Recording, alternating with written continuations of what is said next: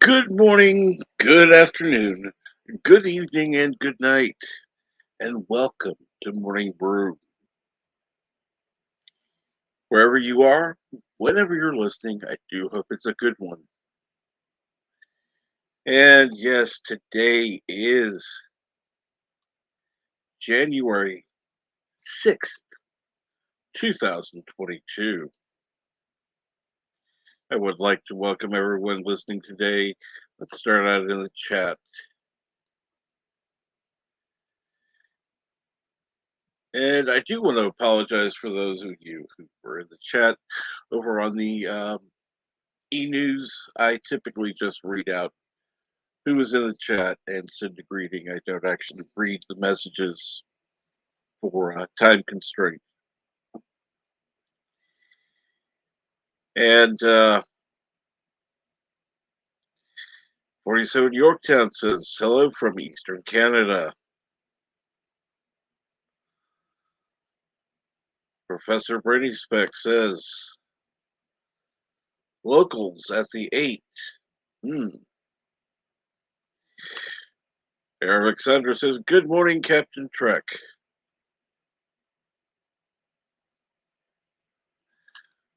I've never been this happy to get a snow day. Well, unfortunately, the kids here also have a snow day, so yay! Kids are going to be here all fucking day. And Professor Brady Speck says, wish we had a snow day. And of course, people saying hi to each other in the chat. Although I shouldn't complain, I had 12 out of the last 18 days off. Well, that's cool. And I will comment on something that I read in the news earlier. There is, of course, more concern in the U.S. than in other countries about the spread of Omicron. And the main reason for this is honestly because of hospitals that have cut staff due to their employees, doctors, nurses, other staff, who either can't or did not wish to take the jab. And so, of course, hospitals are more busy because there's fewer staff there, even though there's fewer patients on the floor. So the ones that are there are taking up, more of the time of the staff because there's fewer staff.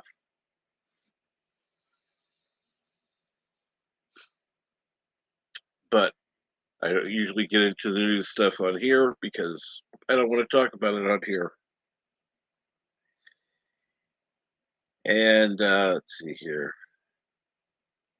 And thank you. Good morning again, Professor Brady Specs. And good morning again, Low Specs Linux Laptop.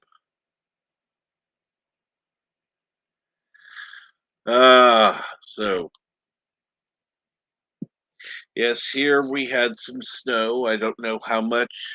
I looked out. It's snowy. I don't know any more than that. I don't know if we got any ice or anything with it. Just a little snow. Although it is damn cold. It is currently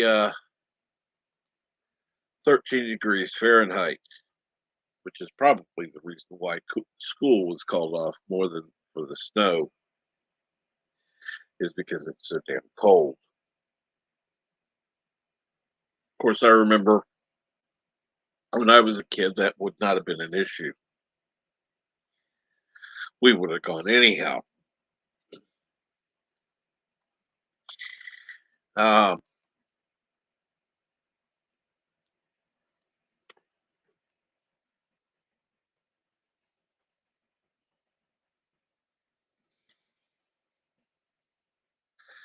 So anyhow, what is going on today? I hope everyone is having a good morning so far. Um,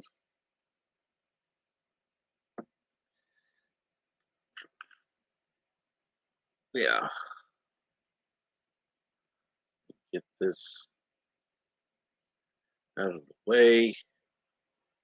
First of all, I need to send this stream to the group I have both on Twitter and Discord.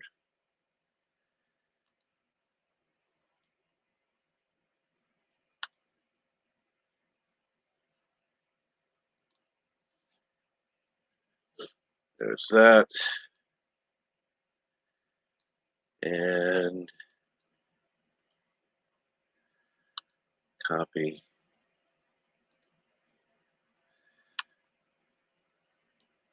that. There we go. So anyone who is in the Twitter group now has access if they would care to join. I'm getting ready to do the same in Discord as well, but unfortunately, Discord decided to close. That was one of the issues I was having during the first stream. Things were shutting off, and new windows were popping up, like letting me know that Discord was closing.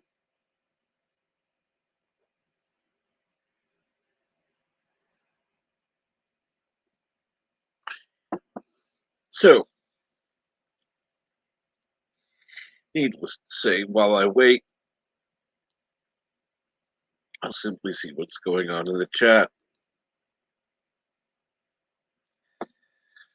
Uh,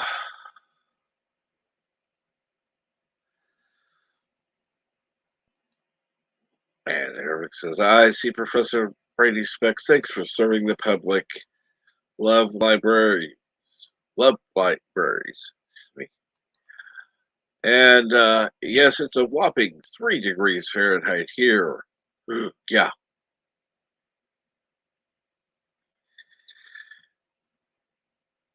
Professor, I hate you right now.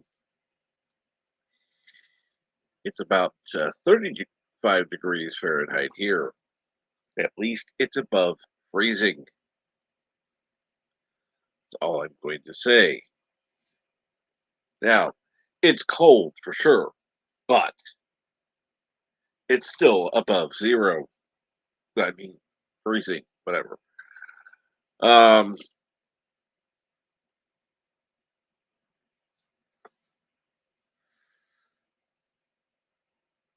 Low specs Linux laptop says heat wave here, 27 degrees Fahrenheit. And Professor says, yeah, well, going to drop down to 20 degrees Fahrenheit tonight. Cold.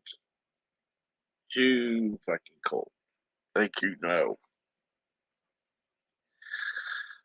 And I don't know what the wind chill is, but I haven't looked. So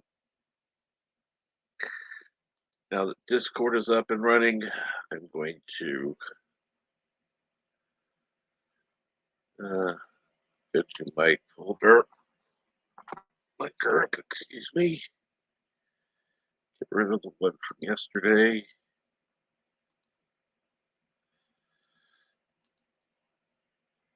And get in here and post today's.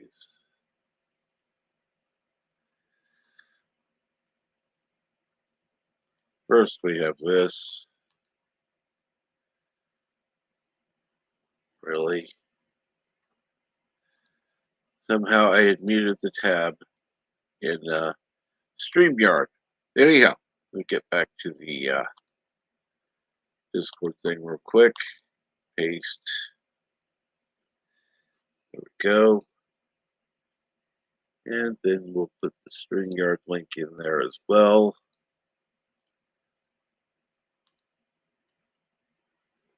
And get back there. Paste. There we go. And of course, people with that access to that are more than welcome as well.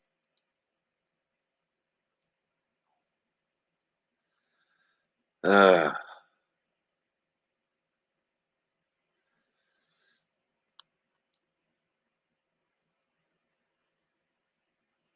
all right.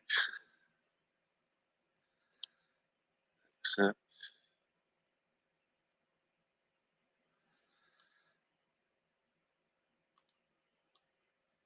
there we go. Got that taken care of. And we're ready to get on with the stream.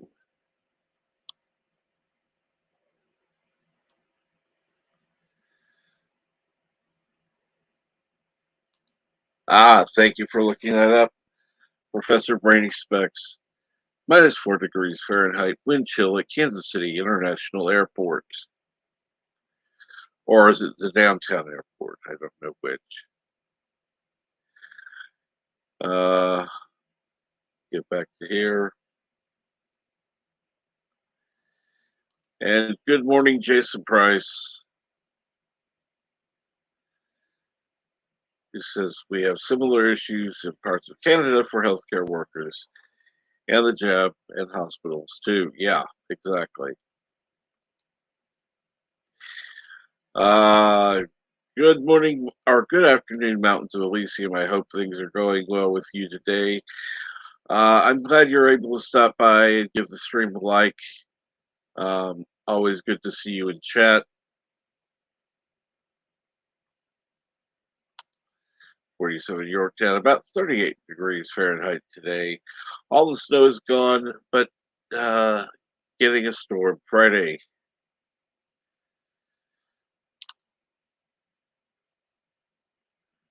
Uh, and of course, people saying hi to each other, which is always good.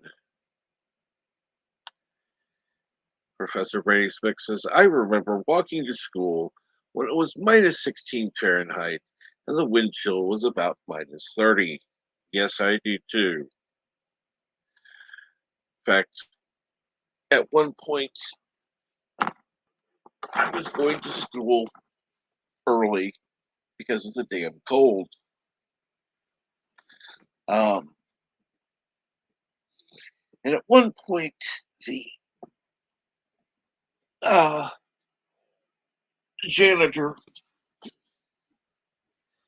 because I was going to the back of the school because I had a heat vent back there that let, well, heat out from the school. So, if I'm going to be outside anyhow, I might as well be in an area that has heat available. So it wasn't quite as cold.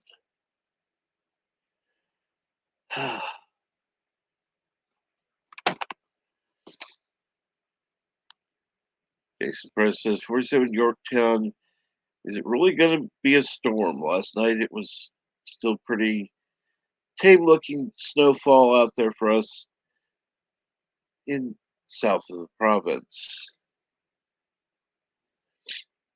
It's always nice to have an international crowd here. And downtown airport. Yes. Which means KCI would actually show a lower temperature more than likely because the heat of the city would actually decrease the wind chill factor.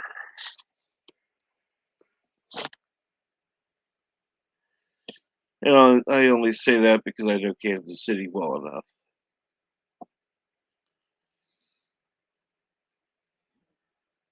But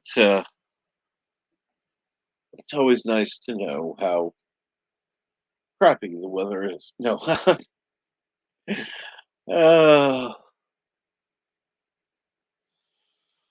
but anyhow, hopefully the weather is decent where you're at. And if not, I hope you're able to stay in as long as possible. Of course, with more lockdowns being a possibility, Unfortunately, that means there will be more people tuning in on YouTube. I say unfortunately because, well, that means that their expectations are going to be pretty high because they need to escape real life. And yeah, they're going to want something to listen to for entertainment. And it's funny, I looked again at my micro brew, which for whatever reason gets less views than the regular morning brew. I think yesterday's, I didn't even look at the numbers at all. I do get curious because of the distinct difference between the two. So it's interesting to look at. It would be interesting to know why people are listening to longer streams versus the shorter ones. Maybe I should ask. 'Cause that's something that boggles my mind. I am currently 6 subscribers short of the 550 mark. I would like to reach that. Let's see here. Today is the 6th. I would like to reach that by the 15th if possible.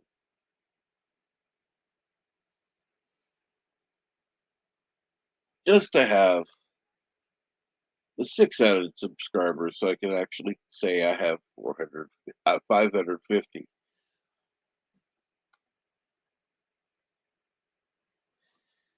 And yes, the views for the e-news this morning were 7, and there were 5 concurrent viewers. I actually like the news ones because I don't have to worry about what to say. I just go ahead and read off what's going on and give my viewpoint of what I think. Um, ah, yeah, okay. Uh,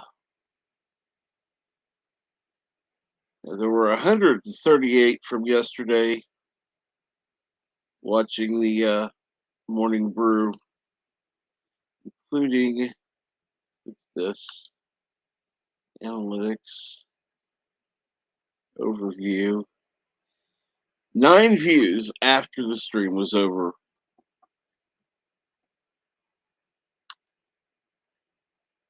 Anything else the analytics say is just kind of whatever.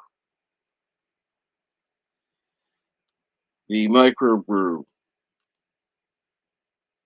from the day before. Wow, I'm surprised it's up. It now has 5 views.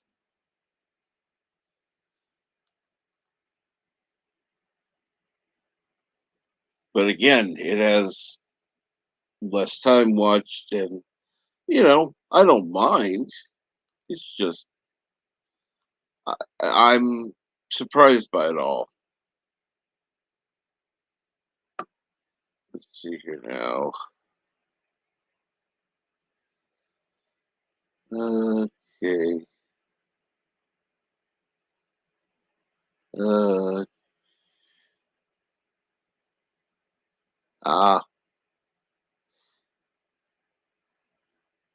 Overcast, Kansas City, Kansas City, Kansas.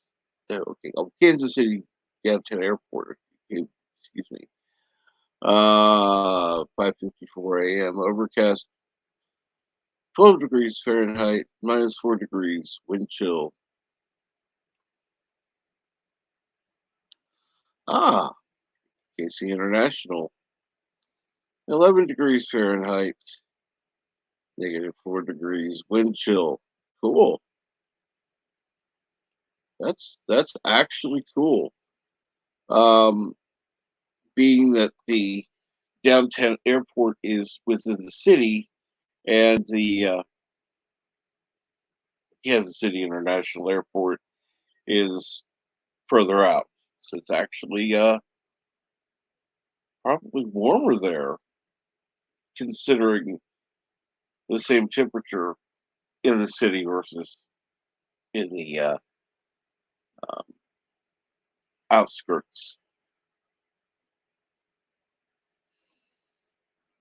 So I'm actually surprised.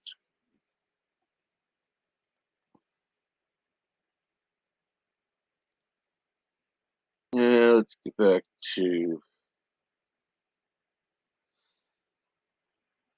chat. I do hope everyone's doing okay. Uh,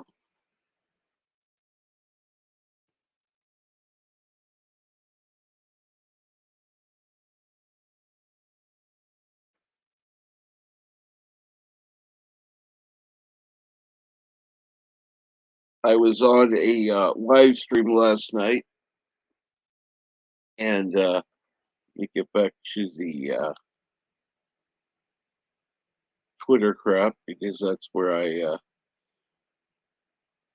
Baron Ormond is whose live stream I was on last night. Um, please feel free to check it out. I didn't get into as much as I was going to, but we did talk about a lot of things.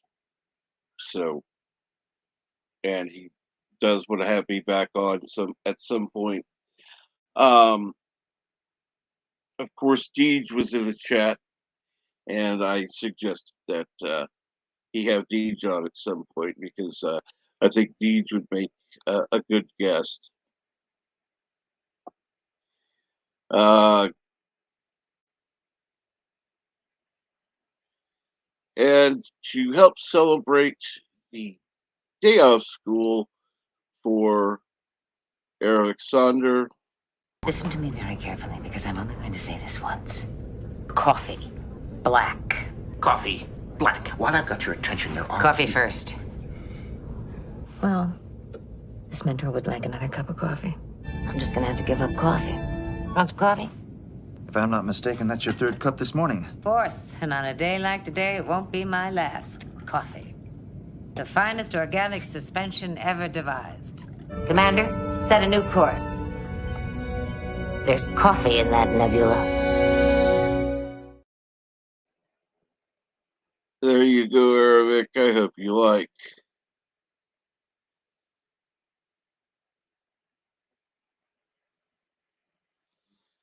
Good morning, Resolute Germ. And oh,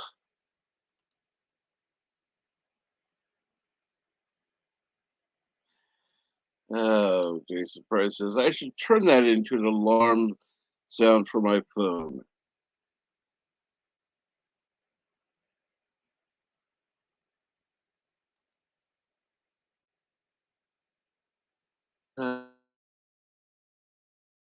Uh, Eric Sutter says, "Are you mining the craft, Jason Price?" You know, the funny thing is, I don't play Minecraft, um, and I don't think I ever will because I won't have the computer to play it. But it is interesting to watch.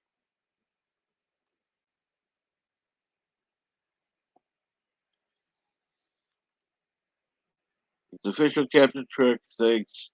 Love Janeway.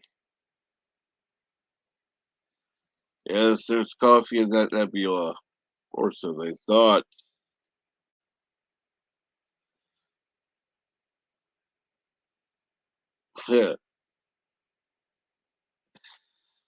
uh, I'm sorry to hear that, Jason Price. Which, spoiler, isn't a nebula. That's right, it wasn't. And Resolute Germ says, no one should play Minecraft. Out of curiosity, why is that? I can't say I'm a huge Minecraft supporter, but I don't exactly hate it either. I'll watch if that's going on, but that's not exactly the go-to stream for me. And usually I join because I can get on the panel, like with Selfie. He'll have the panel open so he has somebody to talk to, and so that they can read the chats for him.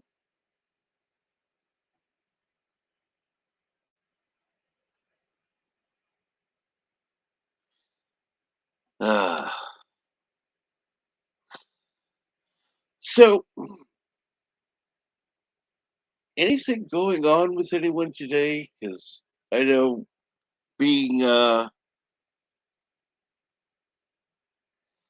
being Thursday, it is getting close to the weekend, but not close enough to actually say it's the weekend. So, hopefully, you've got some good things going on for this weekend. Unfortunately, it looks like it's going to be cold, so hopefully you're able to stay in and out of the cold, is all I'm going to say. This real quick.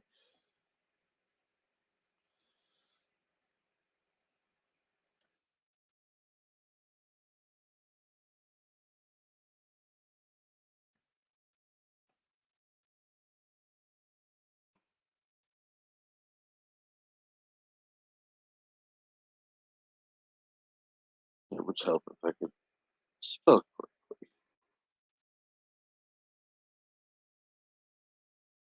There we go.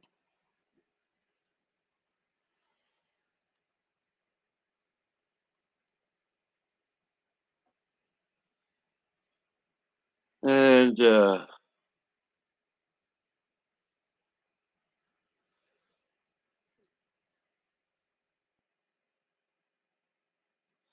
no, it wasn't the Starship Eating Entity. Actually, it was the one where they entered a life form and injured it, and then had to exit said life form and expend more energy to repair the wound they caused than they actually would have gotten anyhow. So they ended up in a worse position than they were, but they learned something out of it, at least. Uh,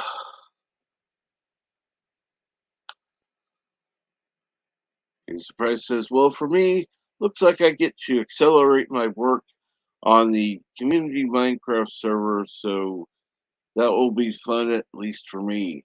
Well, that's good. I won't be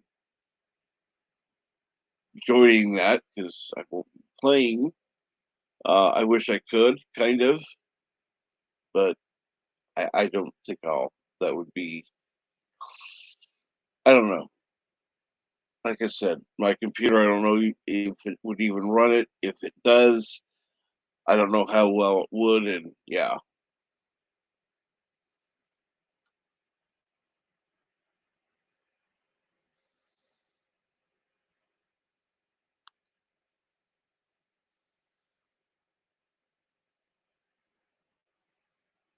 And the one that was there, uh, that one didn't make them hallucinate. It was just they just caused injury to the creature.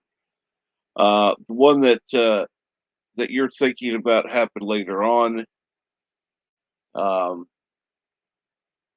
and the only reason I know it was later on was because Seven was on board, and in this one it was podcasts. So there's a distinct difference between the two.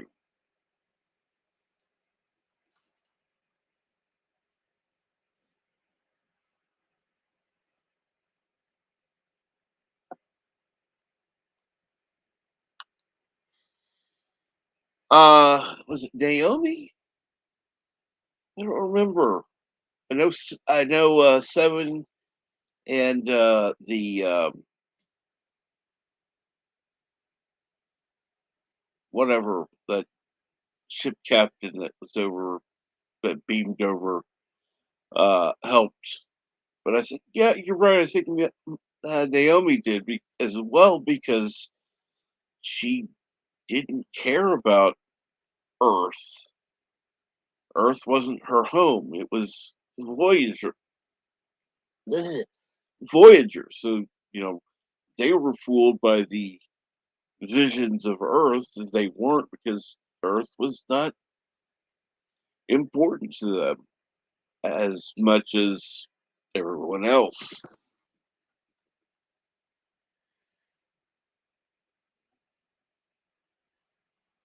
Oh, do I need to start having watch parties? Okay, I guess I have to.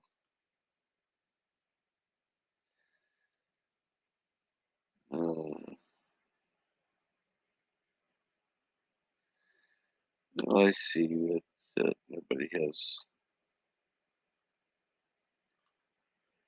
seen my.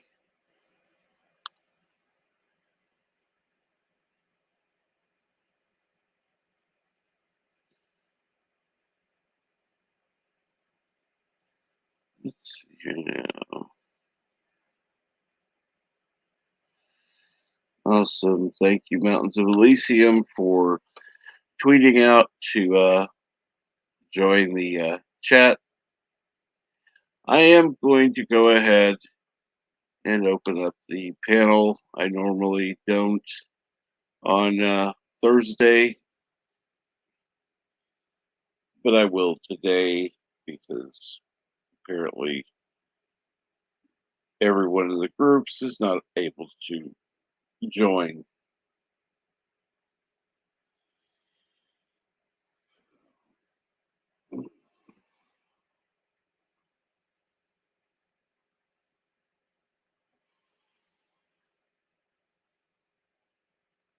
Just out of curiosity, Eric, are you able to join this morning? Go ahead and send you the link directly rather than um,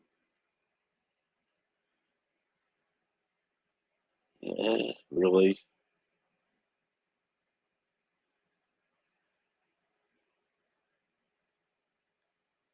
There we go.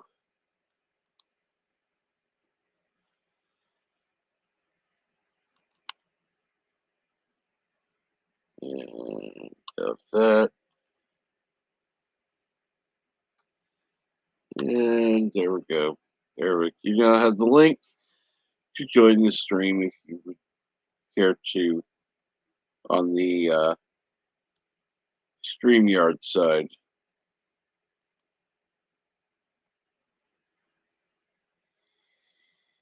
And yes, I know I talked about this on the news thing, which I hope people will check out. Um, yes, YouTube's own Mecha42 has posted, "Hey everyone, what is the best way to send hate mail? Write an angry letter directly to my P.O. box. Love me or want to show you care? Why not send a postcard? I have a birthday coming up next month, and all mail will be read on the air. The address is Mecha42, P.O. Box 1566, Loveland, Colorado 80538. That's P.O. Box 1566, Loveland, Loveland, Colorado 80538. Um,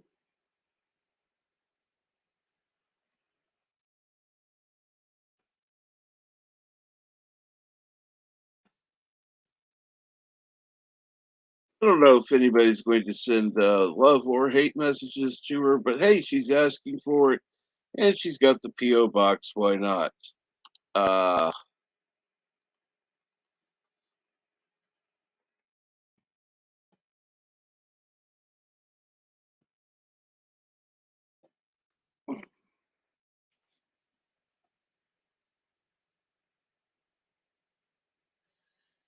okay.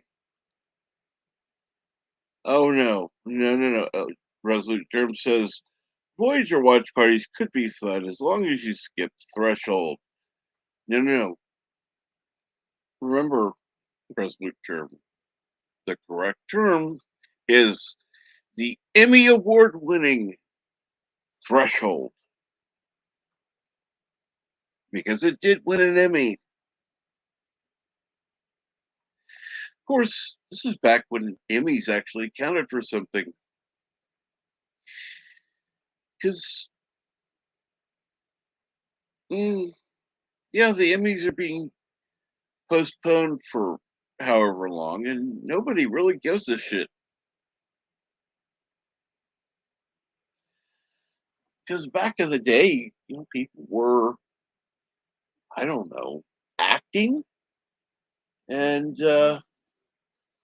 not simply being overpaid to play pretend. Ooh, what a interesting concept. And then run their mouths on social media because they want to basically run down everything that the show is talking about with their political agenda. Yeah, you go fuck yourselves, Hollywood. Uh, if you can't, that's fine. I understand. Um, just putting that out there.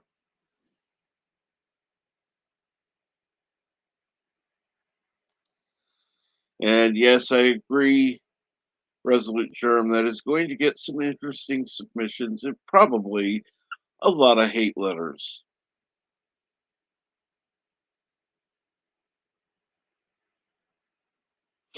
I don't know if I'd necessarily have thrown it out there like that, but okay. I mean, even if I had a P.O. box, I wouldn't be going, oh, hey, send me hate messages. Because, yeah, no, thank you.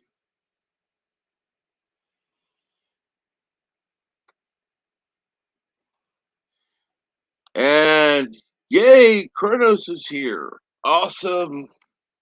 Hey, Rabbit Slug Ouchies. What's going on, Kronos? You know, I have you up here sometime, Kronos.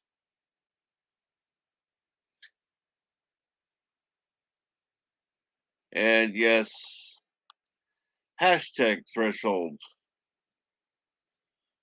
which I still say is superior to all modern Trek. Yes, I said it. The episode Threshold is superior to all modern Trek. That is a sad state that Star Trek is in. One of the worst episodes in Star Trek history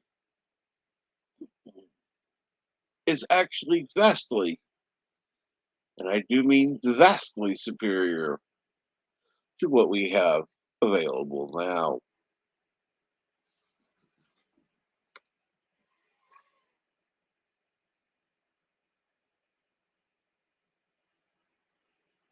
And Eric says, Kronos, you missed Janeway, or did you? Well, because I'm going to get coffee and Bert is not available. As soon as it ends, and there may be silence. So, yeah, deal with it. I'm going to go get some coffee. Enjoy. Listen to me very carefully because I'm only going to say this once. Coffee. Black. Coffee. Black. While I've got your attention, there are... Coffee first. Well, this mentor would like another cup of coffee. I'm just gonna have to give up coffee. Want some coffee? If I'm not mistaken, that's your third cup this morning. Fourth, and on a day like today, it won't be my last. Coffee. The finest organic suspension ever devised. Commander, set a new course. There's coffee in that nebula.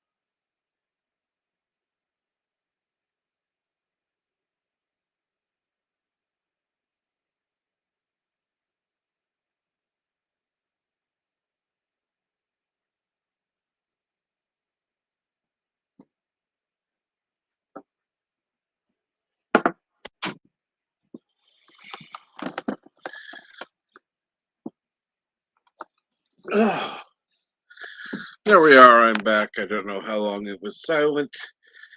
And I'll be honest, I don't care.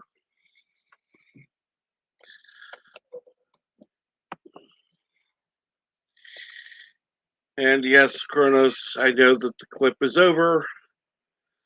I was literally going to get coffee, as I said. And without anybody up here to join me, it went quiet.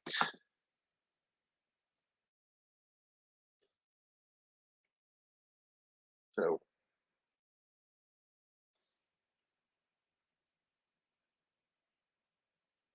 as I have stated many times,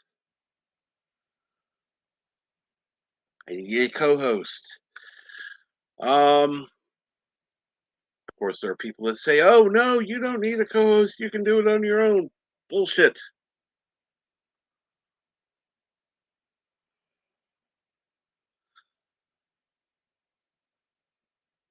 I have computer issues. I've got issues going on with kids in the house where times I have to mute. And it would be nice to have somebody else on the damn stream where I can actually rely on them, even if it's one day a week, to come on and at least say something so that the stream doesn't die while I'm going to get a cup of coffee or other things that happen while I'm on. Now, of course, with the kids, when it's a snow day, when it's not a snow day, I could probably delay it for an hour and go on. But yeah, it's a snow day, so yeah, no chance of that of happening. Um,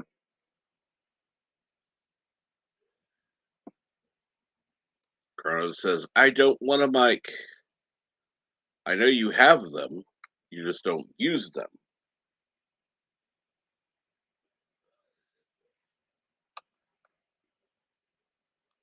And Kronos likes typing. Well, I'm glad you do. At least then, that's a good thing. And now I have to going to be more silence.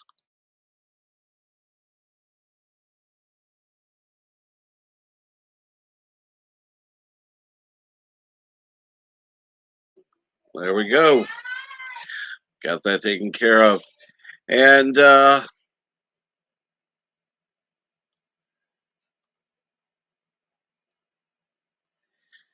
Resolute Germ says, well, I'm off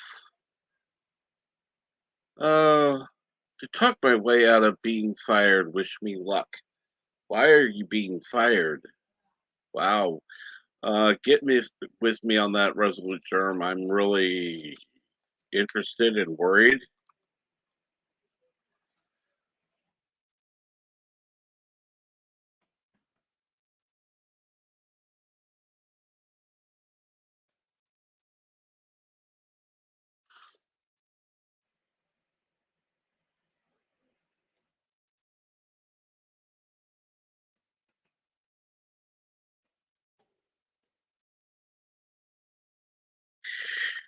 And yeah, good luck, Resolute Germ. Uh, at,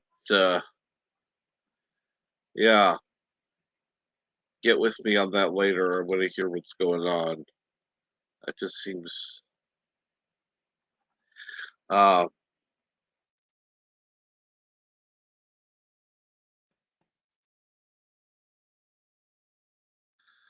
not fun.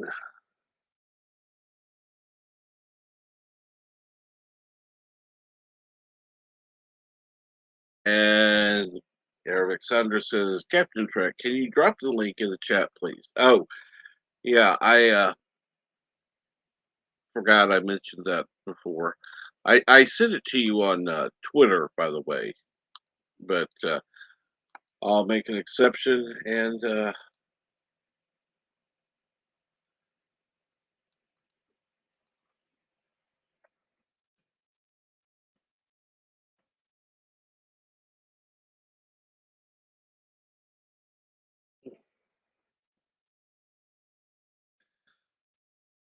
as soon as I can get it copied.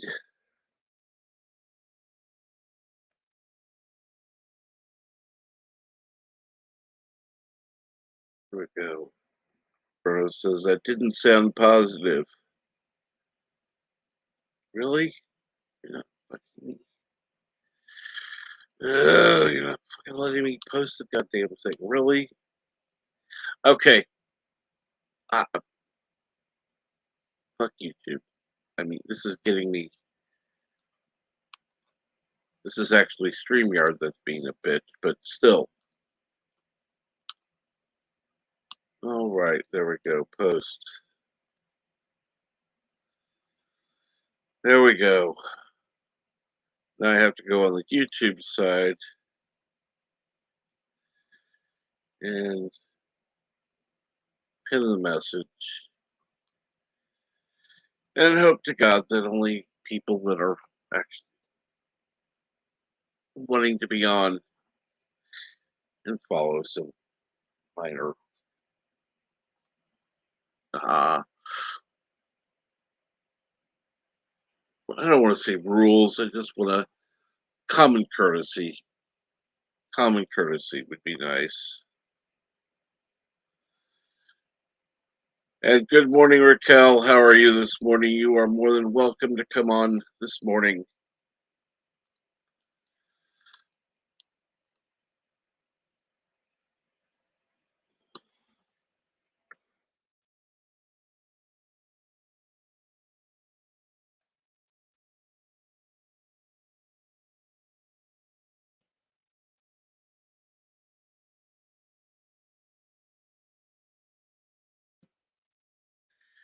And Eric's going to grab another coffee.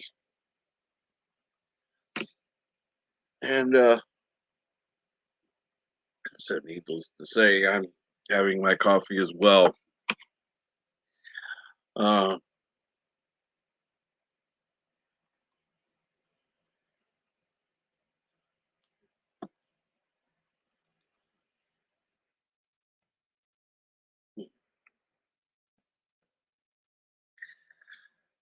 and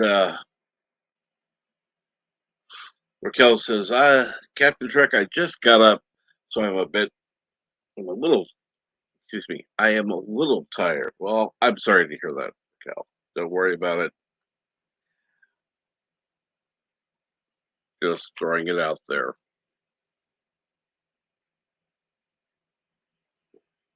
It's funny. On the stream last night, it was a little more easier to talk about things because, again, I was talking to somebody. Uh, I, uh,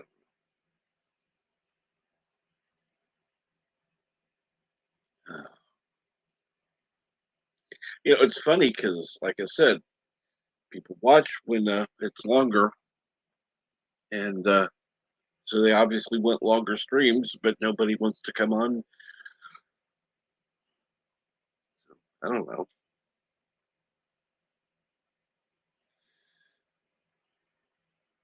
Rabbits looked out. She says, wake the fuck up. Agreed. Uh, may I get banned now? Nope. You can't get banned. Well, I wouldn't call it funny news. There was some news that you weren't in the stream for earlier. Um, so, of course, you know what? That's what I may do. Since more people watch this stream than watch my other stream, yeah, I may just start playing that here as well. Why not? People aren't watching it anyhow. Let me go ahead and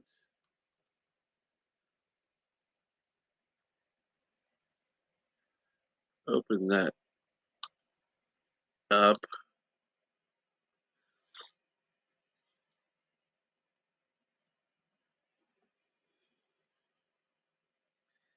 And at least it'll give me a little bit more extra time, or I could actually just walk away for a little bit and not give a shit what's going on, because let's see here now. There have been a total of 7 views, so I'm going to just see what was okay. Go live. And here, so far there are no restrictions on it. It is 16 minutes long, so yeah, I can go make some toast even. Wow, it'd give me some real time.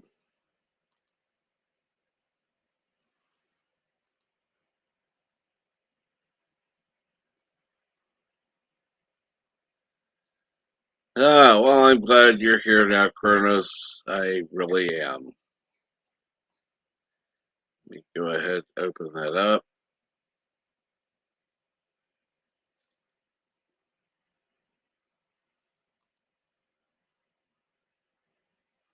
As soon as the damn thing will let me. I would go ahead and shut down my browser to allow it to reset, but again, nobody else is on, so the stream would just be totally black and nothing would be going on.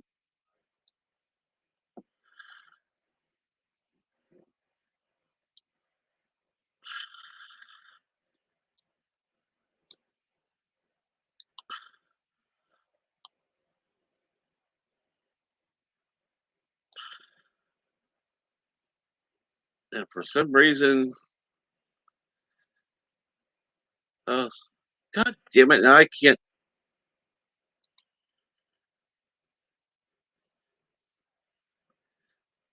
Oh, shit, really? Now I'm listening to myself and I can't silence it. There we go. And I do have somebody backstage. Maybe it'll help give me a chance to settle things. And fuck,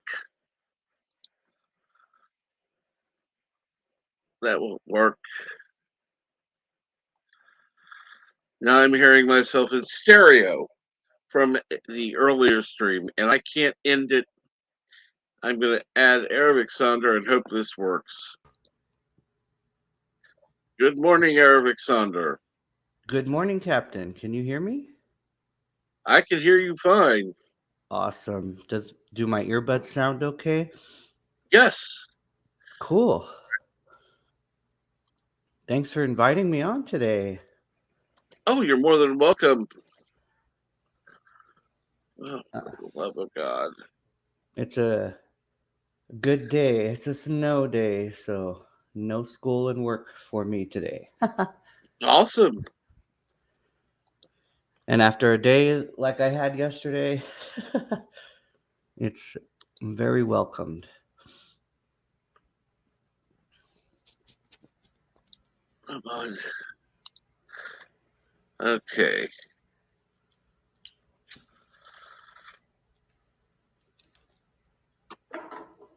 Let's see if I can get out of that thing quick. Hello, Kronos.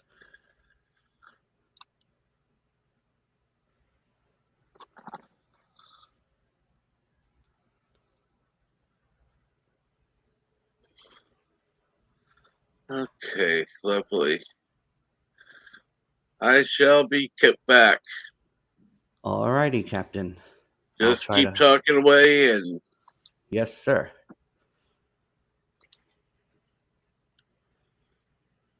So, how's everyone doing? Um, I'm not a very talented speaker myself, but I'm glad to finally make it up on the stream.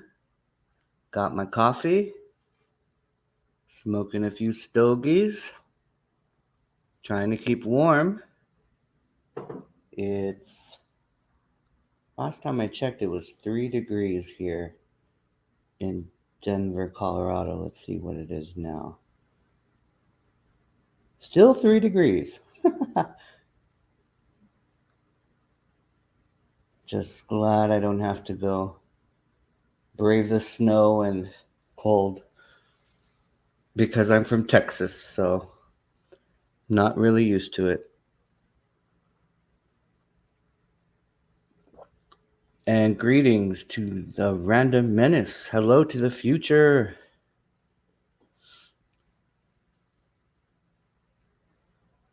I bet it's colder over there than it is here. Am I correct,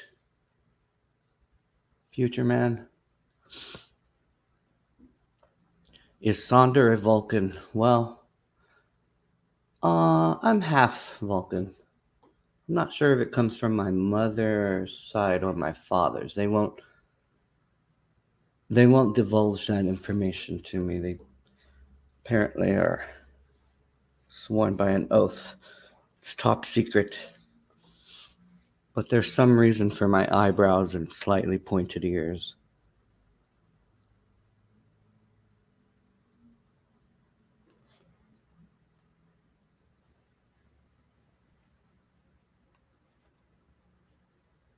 Although my affinity for feeling emotions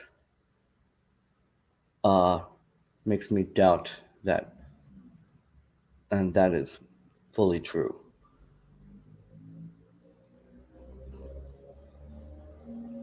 You need some trimming of the eyebrows. Well, you can start with some tweezers, Kronos, and if that doesn't do it, I would seek out a professional manscaper. what did I walk in on? Oh, I was just trying to hold the fort, Captain, just trying my best. absolutely. I appreciate you doing this. Thank you.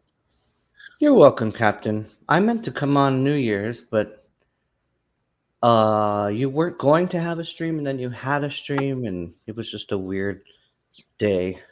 Yes, But it's still the new year, so I'm glad this to is be true. here. Well, it's good to actually get to hear your voice. I'm sure that there are a lot of people, uh, you know, seeing you in chats and wondering, hey, what does he sound like? Yeah, yep. It's very good to be here.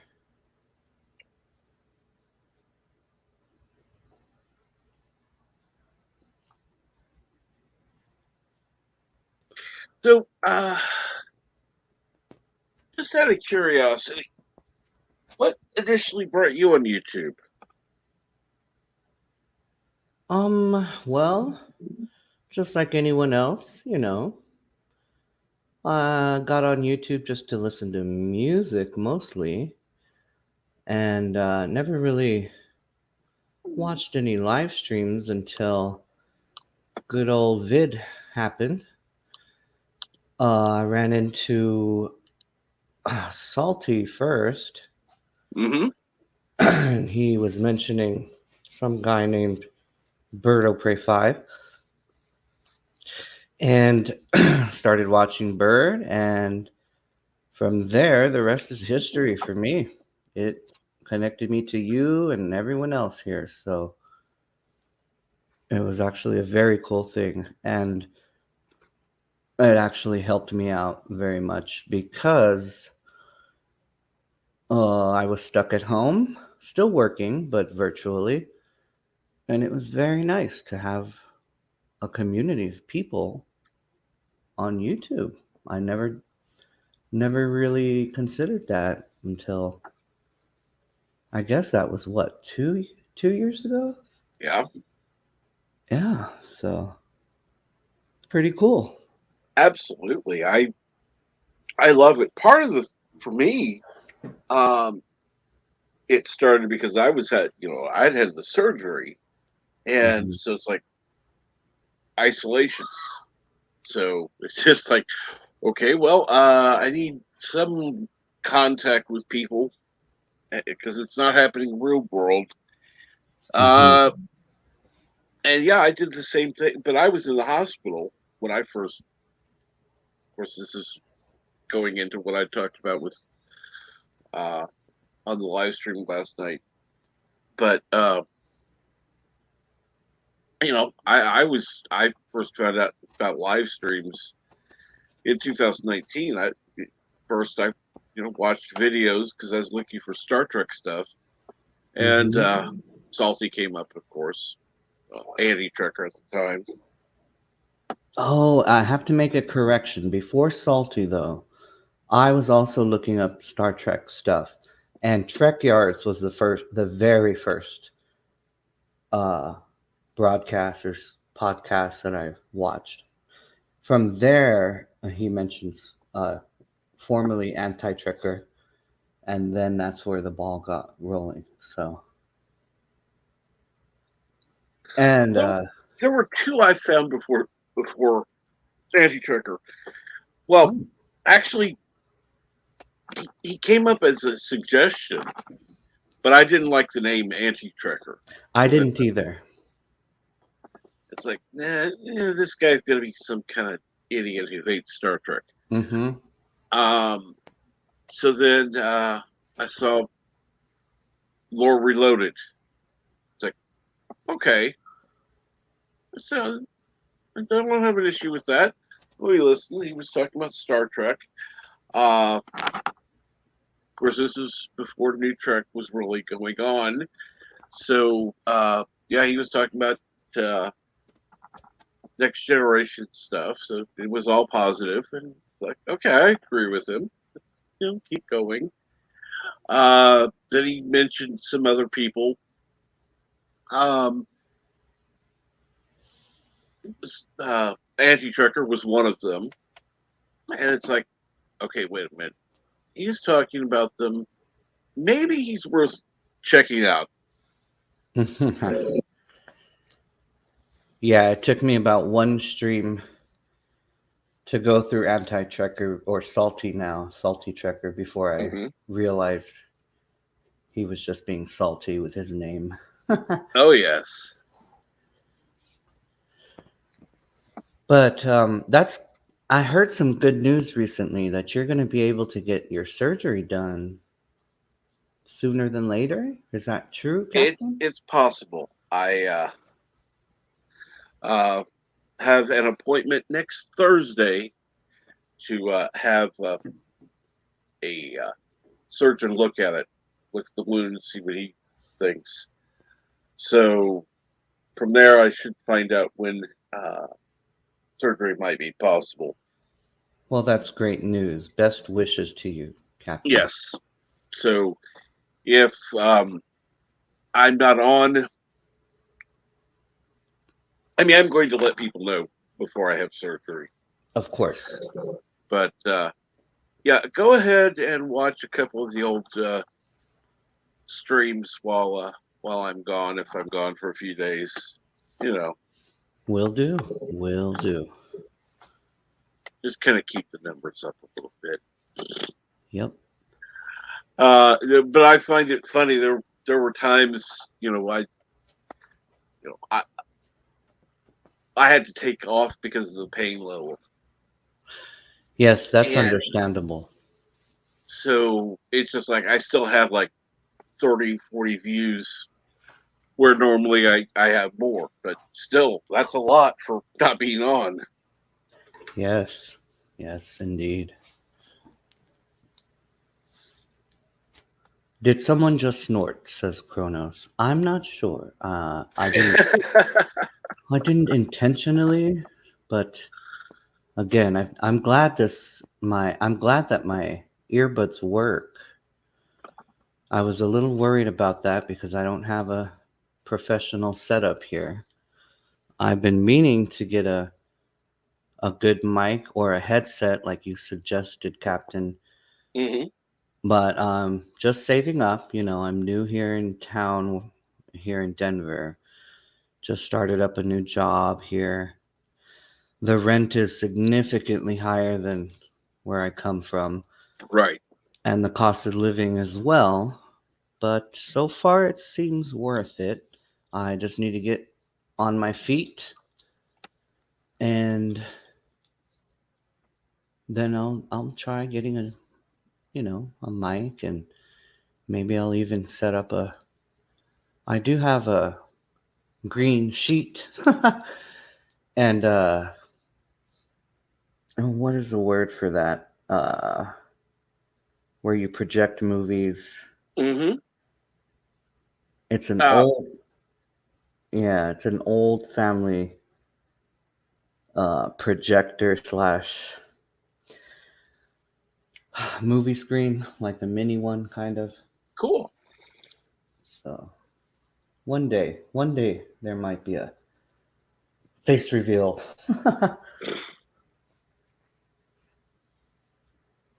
And I You never promise know. it won't be like Darius's masked, sunglassed beanie. I actually totally missed that, so I have no idea. Oh, I believe it was on LDG's stream the other day. Ah,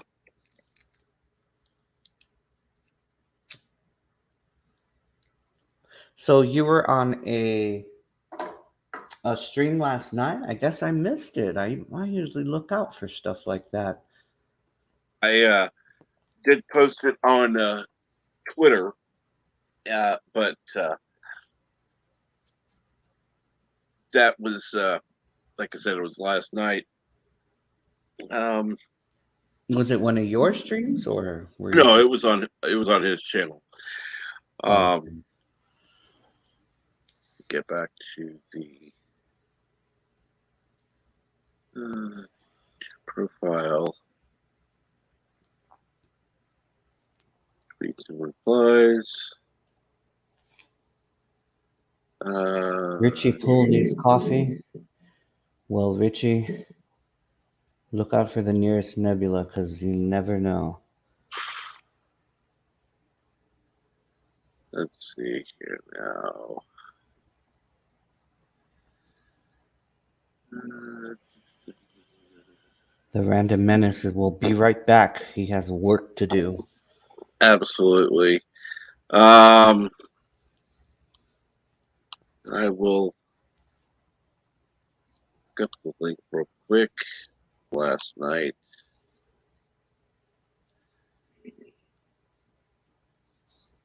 And I'll go ahead and send that to you via Twitter. Oh, thank That you. way you can check it out later. Yes, I will, definitely. Kronos says Yosef has to milk cats. Hmm. Uh, uh, he also probably has to milk goats. Yep. And Richie Poole, yes, Kronos should be a co-host. I agree. I absolutely agree. Yeah, Kronos, you're next. You're next. I know you got some earbuds somewhere. Oh, he can do that. Actually, now granted you would need the extra money, but even the headphones that are like $25 aren't bad. I mean, they're not perfect. They're not like you know studio quality, but they're at least doable. Yeah, I think I'd rather save up for something that'll probably last longer and be worth it, you know? Right. So, but it's good to know that I can use the earbuds in the meantime. Oh yeah. And Kronos says, actually, I think I have a good voice for radio. Well, think of this as radio. You don't have to actually have a picture. You already have an avatar, Kronos. All you have Hmm. to do is use the avatar and talk, just like radio. And Richie Poole's epic journey for coffee has begun. That's right, Richie Poole. You have to travel 30 miles. miles, yes. I will never understand that. I could not do that for as long as you've been saying that you've been doing that. Now, on weekends, he just has coffee at home. Okay. But yeah, finally got him to admit to that. But during the week, his coffee is an epic journey. That's just no. I wouldn't do that. That's just me. Yeah, me neither. But good luck on your epic journey. May the coffee be with you soon.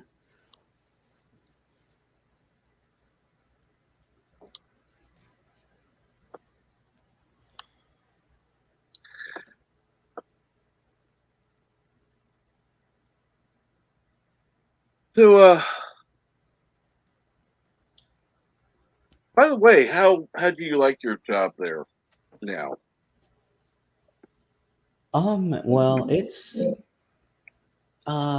if people don't know, I am a teacher, a music teacher, and well, kids are kids anywhere you go. So it's pretty similar. Um, the the difference is in mostly just the pay. You know, it's a little more, but again, the cost of living here is greater. But the environment is very different. People here are very friendly and very positive, which is something I think I needed. Right. I don't mean to talk bad about my hometown in Texas, but I was feeling a little down over there and wasn't really meeting new people. Things were just the same old day after day. And I thought, you know what? Before I turn 42, I'm going to make a difference. I'm going to do something different because if not now, when? You know? So I did, and I've only been here since October, so it's still a little homesick, even though I left. But Go ahead, Captain. That's to be expected. You have things that were uh, reliable there for you, and now that you don't, you know, you miss them. That's normal. Yes, that makes sense. It's not really. I don't want to say it's not homesick. You miss the familiar. You miss the things that whether you how do I say this? There were things that you disliked, but at the same time, there were things that brought you comfort. Very true, Captain. Very true. Yes, indeed. And so right now, you're only thinking of the positive aspects because you missed that. But you left probably with good reason, and you know, I would say from talking to you on Twitter, there's definitely been a positive change with your move. Well, thank you, Captain. Thank you. And another good thing is I can always visit home, which I have several times. Cool. Of course, for the holidays. And also, my home can come visit me for Thanksgiving. My mother, my aunts, and my nieces, everyone made it a trip up here, for Thanksgiving. They were all excited that they had a new place to visit and explore. So, Denver is definitely a place that has a lot to offer. oh, yes, I haven't even scratched the surface.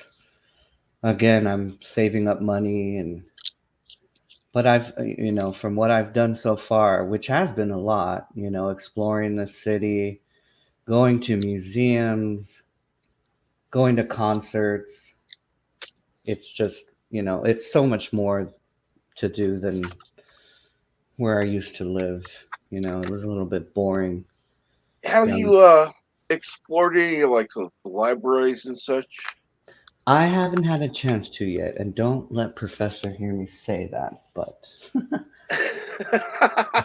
but I plan to. I definitely do. I very much enjoy reading, and public libraries are very cool to visit. I just like the idea of it, and the atmosphere is very cool to me. And yes, Kronos, Denver has the weed. That's another aspect that I partake in. It is one that I don't at this point do. However, um, because of pain, I've actually been considering it. Just I Yeah. would need to get a medical, whatever. Yes. Uh huh. And although I don't have physical pain, it has helped me with um, mental issues, I guess you could say. And emotional, yeah. Yes. Uh huh. There's nothing wrong. So you're able, if you applied to get a medical license there. I'm Hmm. not okay. I'm not really up to speed on all of the states that do that. Yeah, Missouri is one of them. I just have to talk to my doctor. I don't think there would be any issue with getting an approval. Um, Considering I've been in chronic pain for 2+ years, Right. Right. and at least Kronos is keeping the chat alive. Thank you, Kronos. You're awesome. Yeah. Thanks, Kronos. I hope I didn't kill the chat. Oh, Wow. not at all. Not at all. The funny thing is, there'll be times that people will just, they'll be busy at work or, they got other things going on and they'll just be listening. Yeah, and Um, it is still early too, so True. well, where we are. It is, let's see here, what, 6:24 where you are. Hmm. So that would be 8:24 where Bert is. So, yeah. And that would be, yeah, 5:24 California time. Yeah, so early. You're right.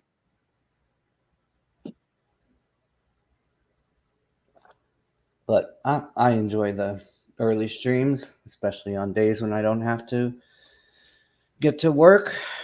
But even on days when I do, it's nice to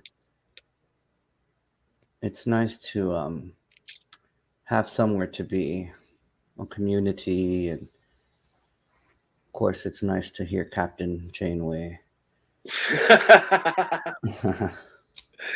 Oh, yes. She has Neelix whipped.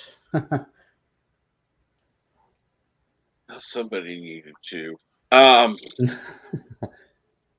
God, I'm sorry, that character drove me nuts. Yes, me as well. But you know what? He kind of grew on me after a while.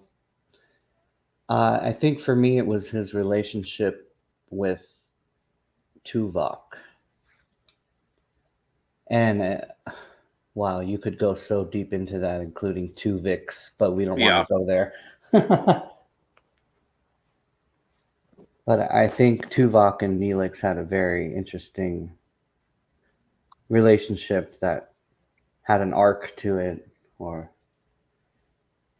Yeah, that was one thing that I like to see, how um, at first he barely even tolerated him, but in the end, in the end, he danced for him. he danced. Yeah, Rather poorly, but he is a full Vulcan, so. he is a Vulcan, and he did his best attempt at a logical dance. Um, so, uh, and it made Neelix happy, so that was the important part. Right. Uh, And excuse me, I had to cough for a second, and I go tested for out. it. I can mute you if you want, or No, no, I tried my mute button on the little earbud. I guess it worked if you didn't hear me. did not hear you. No. Good, good, okay. And yes, Kronos, there are lurkers, by the way, and I actually like Chuvix better than I did Neelix because he baked better, obviously. Right. It reminds me of the episode where Tuvok lost his logic. Do you remember that episode? Yep. He very much acted like Tuvix. I'm not sure if that was before or after that episode, but I enjoyed that one too. Yeah, I like that one where, you know, Tuvok was very non Vulcan and very, um, he'll make, and a lot of the stuff he made were desserts. And he, used stuff in ways that, it's like, you're using what? Wow, this tastes good. Yes, we got to see him smile and enjoy life with emotion or without holding back emotion. But in the end, it was refreshing to see him regain his composure. And I think Neelix is the one who mentored him through that, wasn't it, Neelix? I believe so. I can't remember offhand, but that reminds me I'm going to need to have some watch parties. Hopefully, people are interested in joining in and watching. If not, I'll just be watching and talking to myself, which is kind of cool, I guess. At least then Yeah. I'll be watching something while talking. Yes, I enjoyed your watch party of Eureka with the Random Menace you did a couple months back, I think. Yeah, I wanted to continue that, but things just didn't work out. Um, Well, definitely try. Are you thinking of doing Voyager? No one's doing Voyager right now. yeah, Voyager would be a good one to do. Yes, I agree. Most definitely. and yes, Neelix did have a happy ending. You're right. That's right, he did. He found a family, he found another home. It would have been cool for him to explore the Alpha Quadrant, but alas, he was Yeah. left behind. I'm Well, looking forward to the Voyager documentary, um, like they did with DS9, where the writers met up and did a hypothetical next season. mm-hmm. That should be interesting, especially for us, Janeway lovers. And the interesting thing is what would they have done? Obviously, you know, at the end they would have gone instead of back to the Alpha Quadrant, it would have been back to the Delta Quadrant because it was one of the two. Right, Um, right. but what I find interesting is how if you look at the map, they weren't actually in the Delta Quadrant; they were in the Beta Quadrant, but they were in the Delta Quadrant somehow. Whatever. Um, it never made sense. I never really looked at the map like that. So they weren't in the Delta Quadrant, huh? Were Not at they the like end, no. they were actually in the Beta Big, Quadrant? correct. Okay, wow. Still far from home, but But at first they were in the Delta Quadrant, and then correct. wow, they really traveled a long ways, despite all the pit stops for coffee. Coffee. Oh, well, we got to check out this Mm-hmm. anomaly. We got to check out this, whatever. God, for wanting to get home, you sure take a lot of pit stops. Yeah, they weren't the Equinox, that's for sure. But true. Now, I would have been going. Okay, now we gotta build uh, some photon torpedoes and some satellites. That way, we can launch some of these out, and they can scan the surface of the planet, get all the information we want, have it transmitted to us while we're going away. That seems most logical. However, it wouldn't have been as entertaining. This Oh, no, show, it after wouldn't. all. And Kronos is asking Earth is in what quadrant? It is in the Alpha Quadrant. However, the Alpha Quadrant and Beta Quadrant are next door neighbors, if I'm not mistaken. Correct. And the Federation is very much pushed against the Beta Quadrant, from what I remember. Mm-hmm. The what was it? Romulans are actually in Beta Quadrant, Mhm. as well as the Klingon Empire. Not all of it, there's some of it's in the Alpha Quadrant. Um, and you know, I haven't, how I'll need to look at the map again. They've got different maps available. You know, uh, Right. The galaxy is a very large place. No, Kronos. Don't damn the Romulans. They are uh they are allies, if I'm not mistaken, at this point. Not officially, but well, technically. technically, yeah. And the last real, and yes, I use the term real, Star Trek. Um, yes.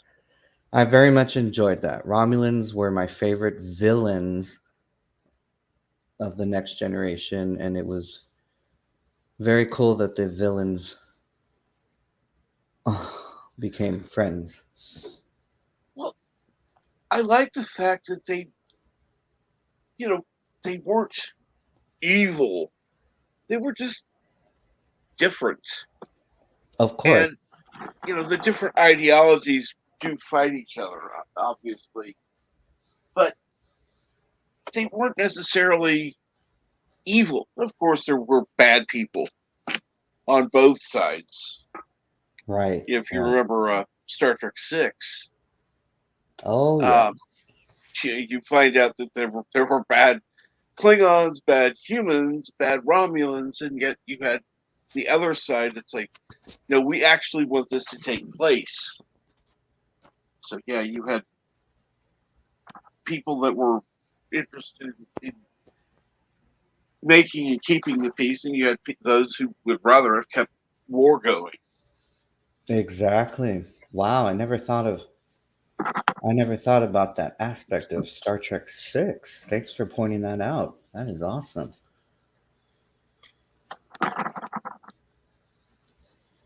I mean, it makes perfect sense and it's right in front of your face, but I never considered that. There were traitors on the Federation side, the Romulan side, the Klingon side. Wow. And good morning, Keely Chow. Not much is going on this morning. How are you? You are more than welcome to join the panel as well if you would like. Yes, hello. Good morning, Keely Chow. I've not had you on before either. This is Arabic's first time on, at least on my streams. Jolan True, Chief Cook.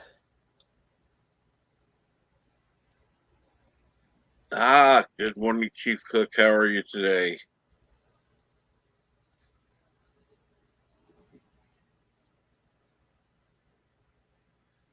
Oh, yes. Richie Poole says Bird of Prey 5 mistakenly believes Earth is in is on the Alpha Beta line. Uh, I don't think so. I think it's very close to the line, but I'm not. He might be right. Is it on the No, border? it's not anywhere. I mean, you know, it's within days. Okay. Not you know, we're not right on the line type thing. But Bird is a little crazy now and then. Uh Chief Cook has bad sinus infection. I am sorry to hear that. Hopefully, you get that taken care of. Yes, feel better soon, Chief Cook.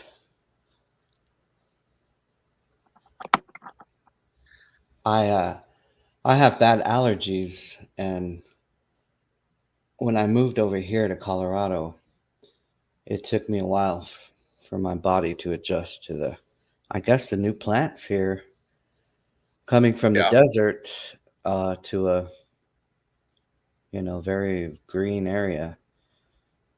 My allergies went crazy there for a while, but I think I've adjusted.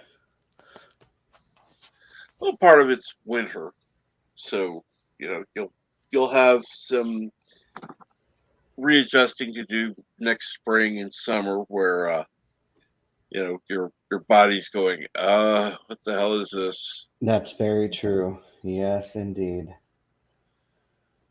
But But luckily for me, the antihistamines work well. Yes. That's one of the good things that we have available. Yep. So, Kronos, what have you got going on today? I can see you're in chat, but and now you're in chat as Kronos. So, Yes, the rabbit slug has slithered away. Alas, he had to go party for his boss, the Slurm Queen, I guess. oh yeah. Let's see here. Kronos entered the chat about an hour ago, but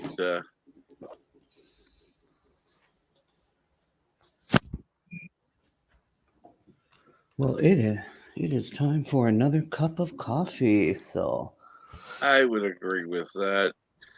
I I'm am gonna. going to go ahead and play that Janeway clip for you. Awesome. Here we go. Listen And to me very carefully because I'm only going to say this once. Coffee. Black. Coffee. Black. While I've got your attention, there are... Coffee first. Well, this mentor would like another cup of coffee. I'm just gonna have to give up coffee. Want some coffee? If I'm not mistaken, that's your third cup this morning. Fourth, and on a day like today, it won't be my last. Coffee. The finest organic suspension ever devised. Commander, set a new course. There's coffee in that nebula. Listen to me very carefully because I'm only going to say this once. Coffee. Black. Coffee. Black. While I've got your attention, there are... Coffee first. Well, this mentor would like another cup of coffee. I'm just gonna have to give up coffee. Want some coffee? If I'm not mistaken, that's your third cup this morning. Fourth, and on a day like today, it won't be my last. Coffee. The finest organic suspension ever devised. Commander, set a new course. There's coffee in that nebula. We got a 2-for-1, people. I'll take that any day.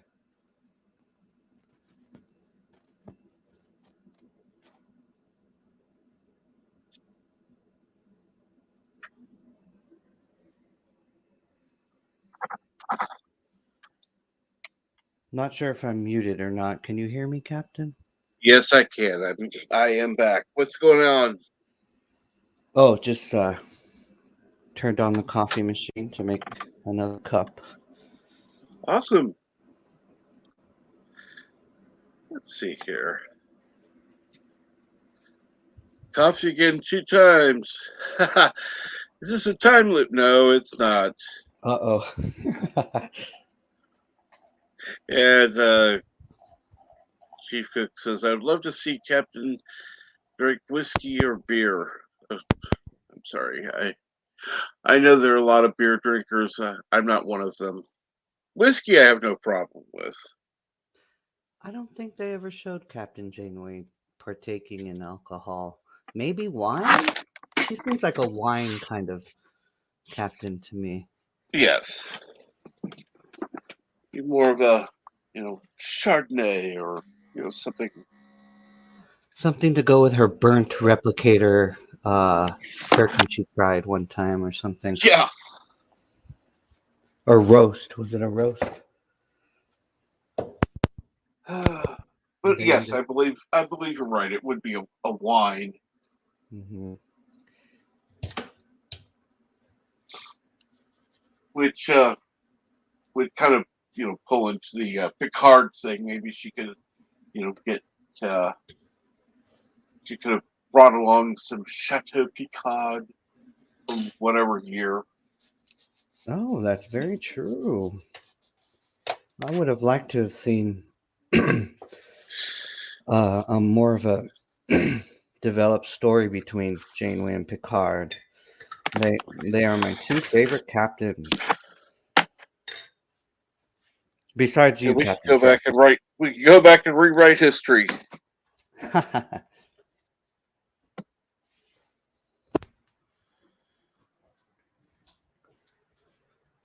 Maybe she'll make an appearance on Picard. Who knows, right? Oh, Lord.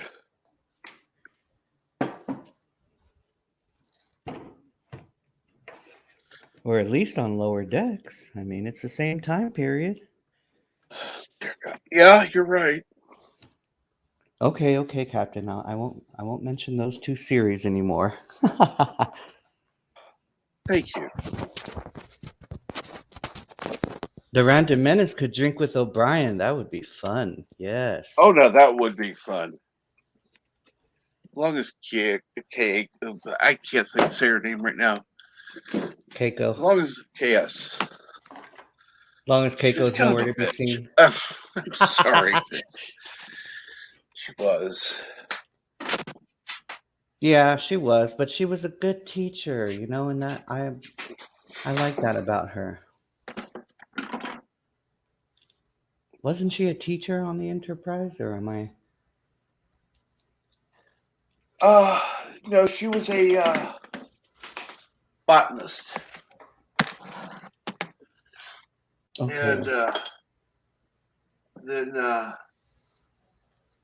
I'm really not sure why she didn't do her botany work there until later on, where she went away for months. There are these things called shuttlecraft that you can actually use. Whatever.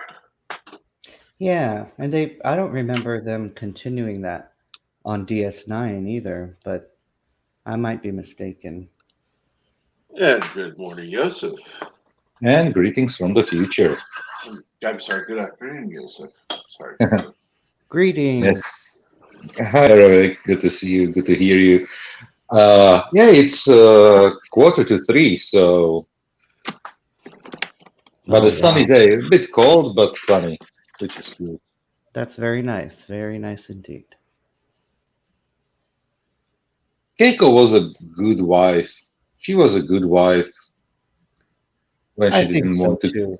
Yeah, she was Oh, very, very loyal, very kind, a yeah, little moody, but yeah, especially when she wanted to kill Miles. yeah, she had a tendency to get possessed every once in a while. Yes. But other than that, By the way, all their stories, O'Brien's stories were always like O'Brien must suffer. But when you look at Keiko's stories, basically she was either possessed or lost her child or had to give birth to, or basically didn't wasn't able to deliver her second child. The first child was born during a crisis on Enterprise. She got cold feet before the wedding. very true. Well, It was like all her stories were so basically negative, or how to say it. I don't know. Traumatic. Yeah, it's very traumatic. Dramatic. Yeah. That's traumatic, and that's what she gets for marrying an O'Brien. I mean,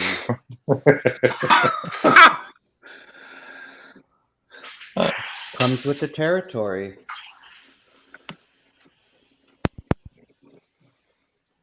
Yeah, definitely.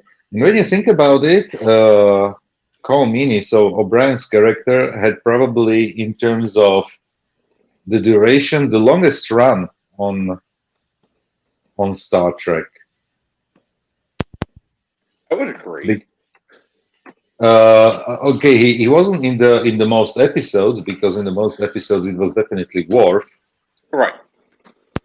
But he was there from the first episode of TNG until the last episode of DS9, basically. Mm-hmm. I mean, he was around as long as Worf. He just wasn't a star. Yeah, that's the one thing, and and since TNG had also the movies where he wasn't in the movies because he was during the movies on Deep Space Nine, so yeah, definitely it was Worf. But O'Brien's arc was actually brilliant. I agree. I very much enjoyed O'Brien, Yeah. and it is a shame that he didn't make it onto any of the movies. Maybe they maybe they can correct that, but that it's wishful thinking at this point. Not going to happen. Um honestly, I don't know what characters they want to bring to the new shows, but basically what they can do, they can only bring those characters either in the animated shows or then to Picard, because that's the only show that is basically with the continuity of the years and everything. Right, Hmm. right.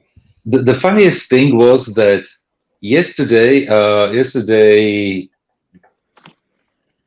I was watching in before I fell asleep. I was watching obviously some Star Trek on Netflix, and I was thinking about I know what I was watching. I was watching the Naked Now on TNG, the second episode, Ooh, which was a very dumb one. Yeah, yep. but we had but that was one of the Tasha episodes, basically where she was yeah using data as her electric toy, and I was thinking that maybe Dennis Crosby could be one of those people who they could actually bring back to Picard. Either as a Sela, as a Romulan, or right now in season 2 when they are going to mess with the past, Yeah, That's maybe true. Tasha could live. That was just an idea that was where I was thinking about. I don't know why, but I was thinking about this one possibility for maybe like 2 minutes, But it was like a very intense, like a feeling that I would like to see actually Dennis Crosby being back. yes, I agree. She's always mixed up in the timeline somewhere. Yes, Yeah, that would be a And great one. I have to agree with Kronos. O'Brien should have been in First Contact.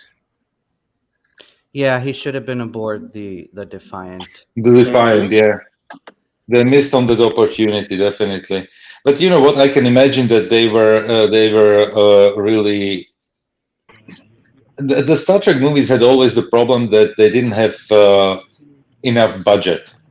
So that's probably one of the reasons why they didn't bring on board as well That's Cisco, as there probably it. were like many people thinking about it. And who have we here? Because I'm on my phone and the screen is so Chief small. Cook. Chief Yes. Cook, hello, Chief Cook. Hey, Welcome, Chief Cook. hey, Hello, Chief Cook. hey, how you doing? Good. I disagree with that. I think they had nothing to do with them. It's not about the budget. It's just what they gonna do Let me with them. try boosting They your volume. if they want to put them on the movies, what spot they gonna put? You don't need a transport officer, no transporter. Y'all got somebody else. So basically, there's nothing. But I think the other movie, uh, let's see, what was it? Maybe the last one? No, First Contact. Maybe that one. They could have done with him. Was that having there right there? But basically, they had no spot for him. And plus, Worf stole the show anyway. So every time Well, either O'Brien would have Worf do been this or Worf in do that. O'Brien would have been in engineering on the Defiant, and Yeah, they were just beaming all the Oh survivors yeah, from the that's right. Defiant over. Yeah, Even if it had been a yeah, that's right. That's cameo, right. it would have been Yeah, that's right. I forgot about that. something.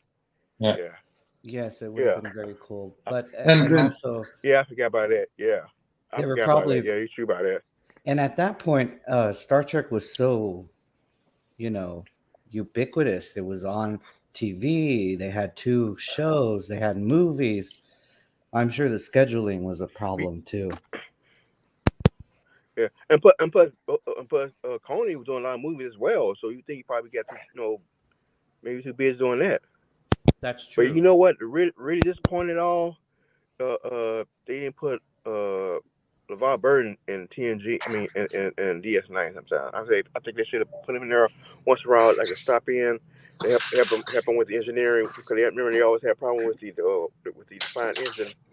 It could make some episode. Him and the bar trying to fix his engine and fine, That giving would have advice been like that. awesome. They could cross Yes. there and that.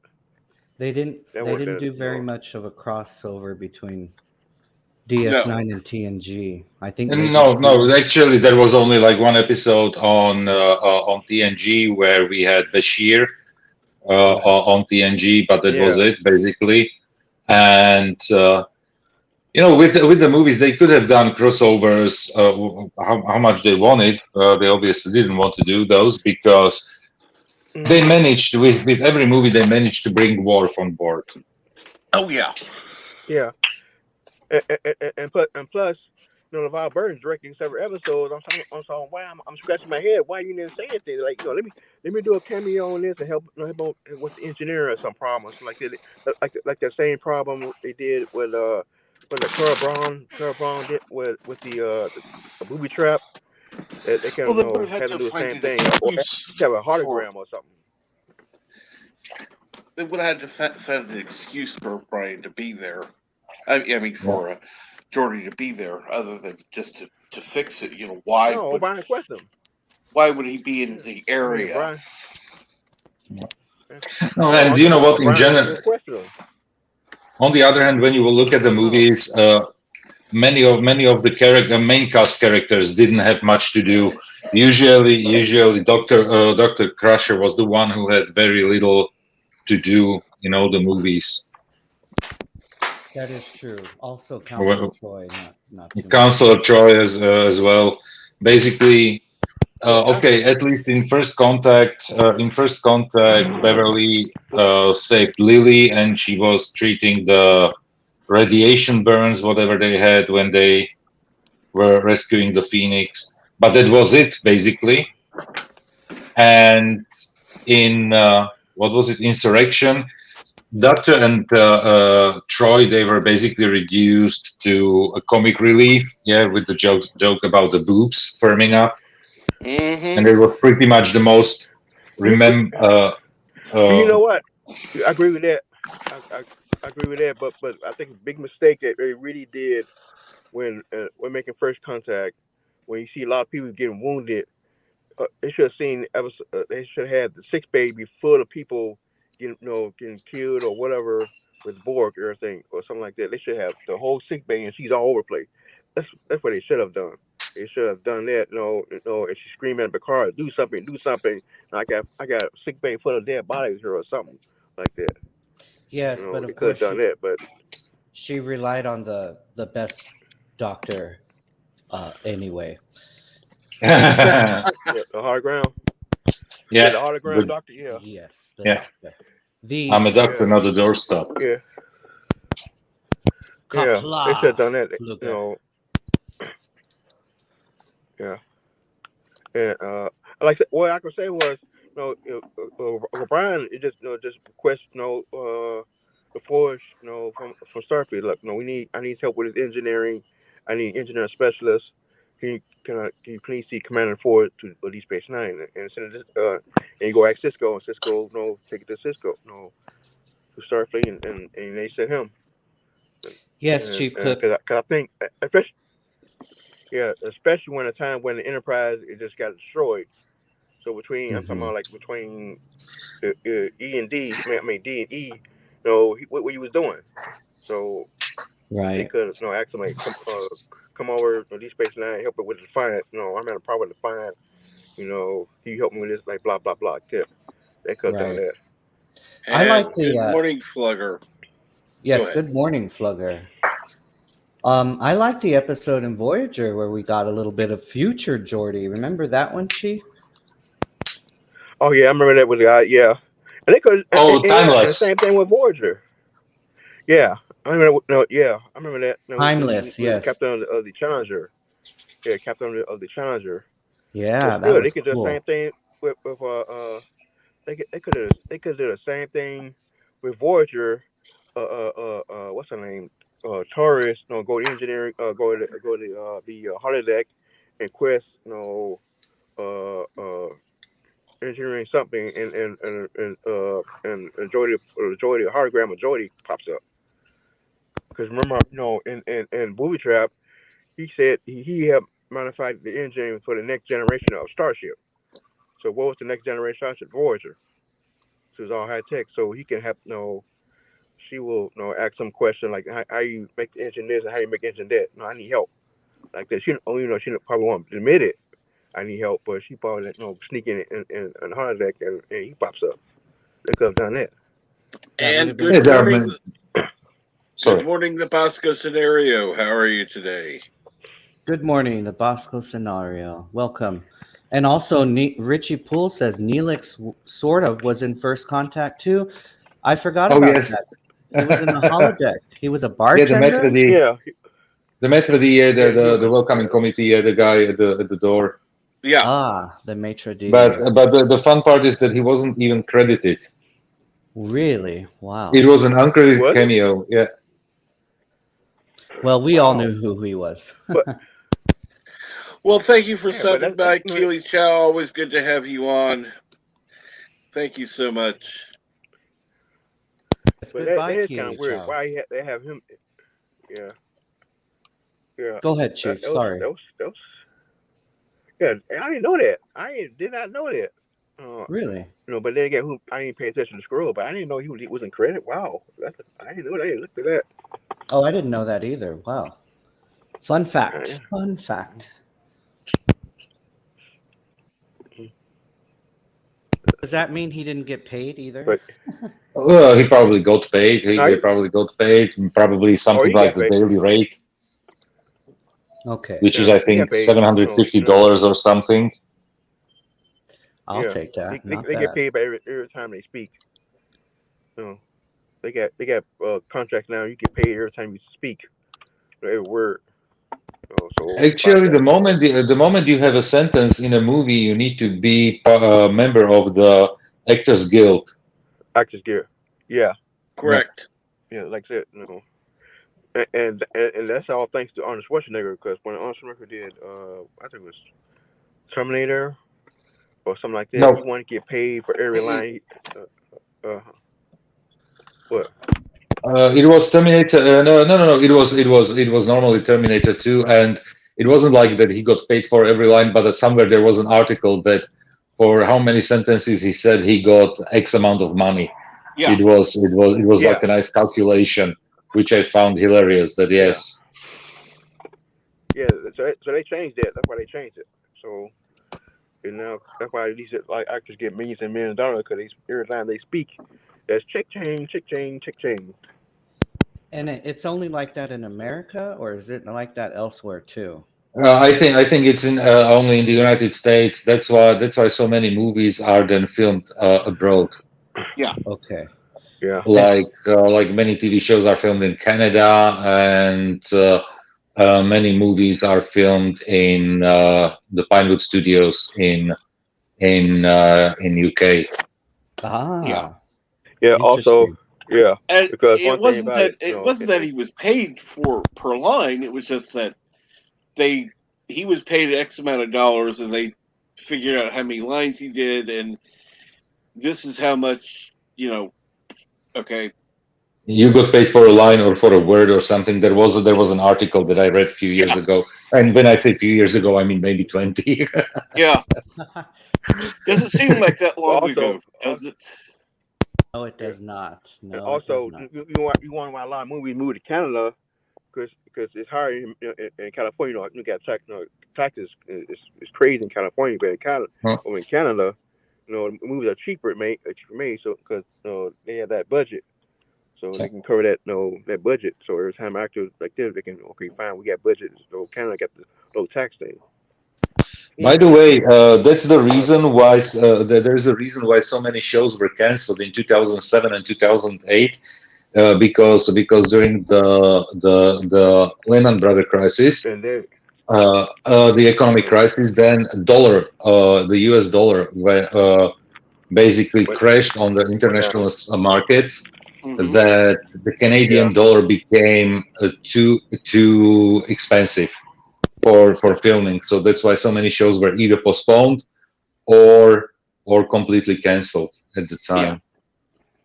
Does that have something to do with Discovery being filmed in Canada, or is that It's monetary reason. Obviously, it's cheaper, and Canada is Yeah, giving tax reliefs for filming.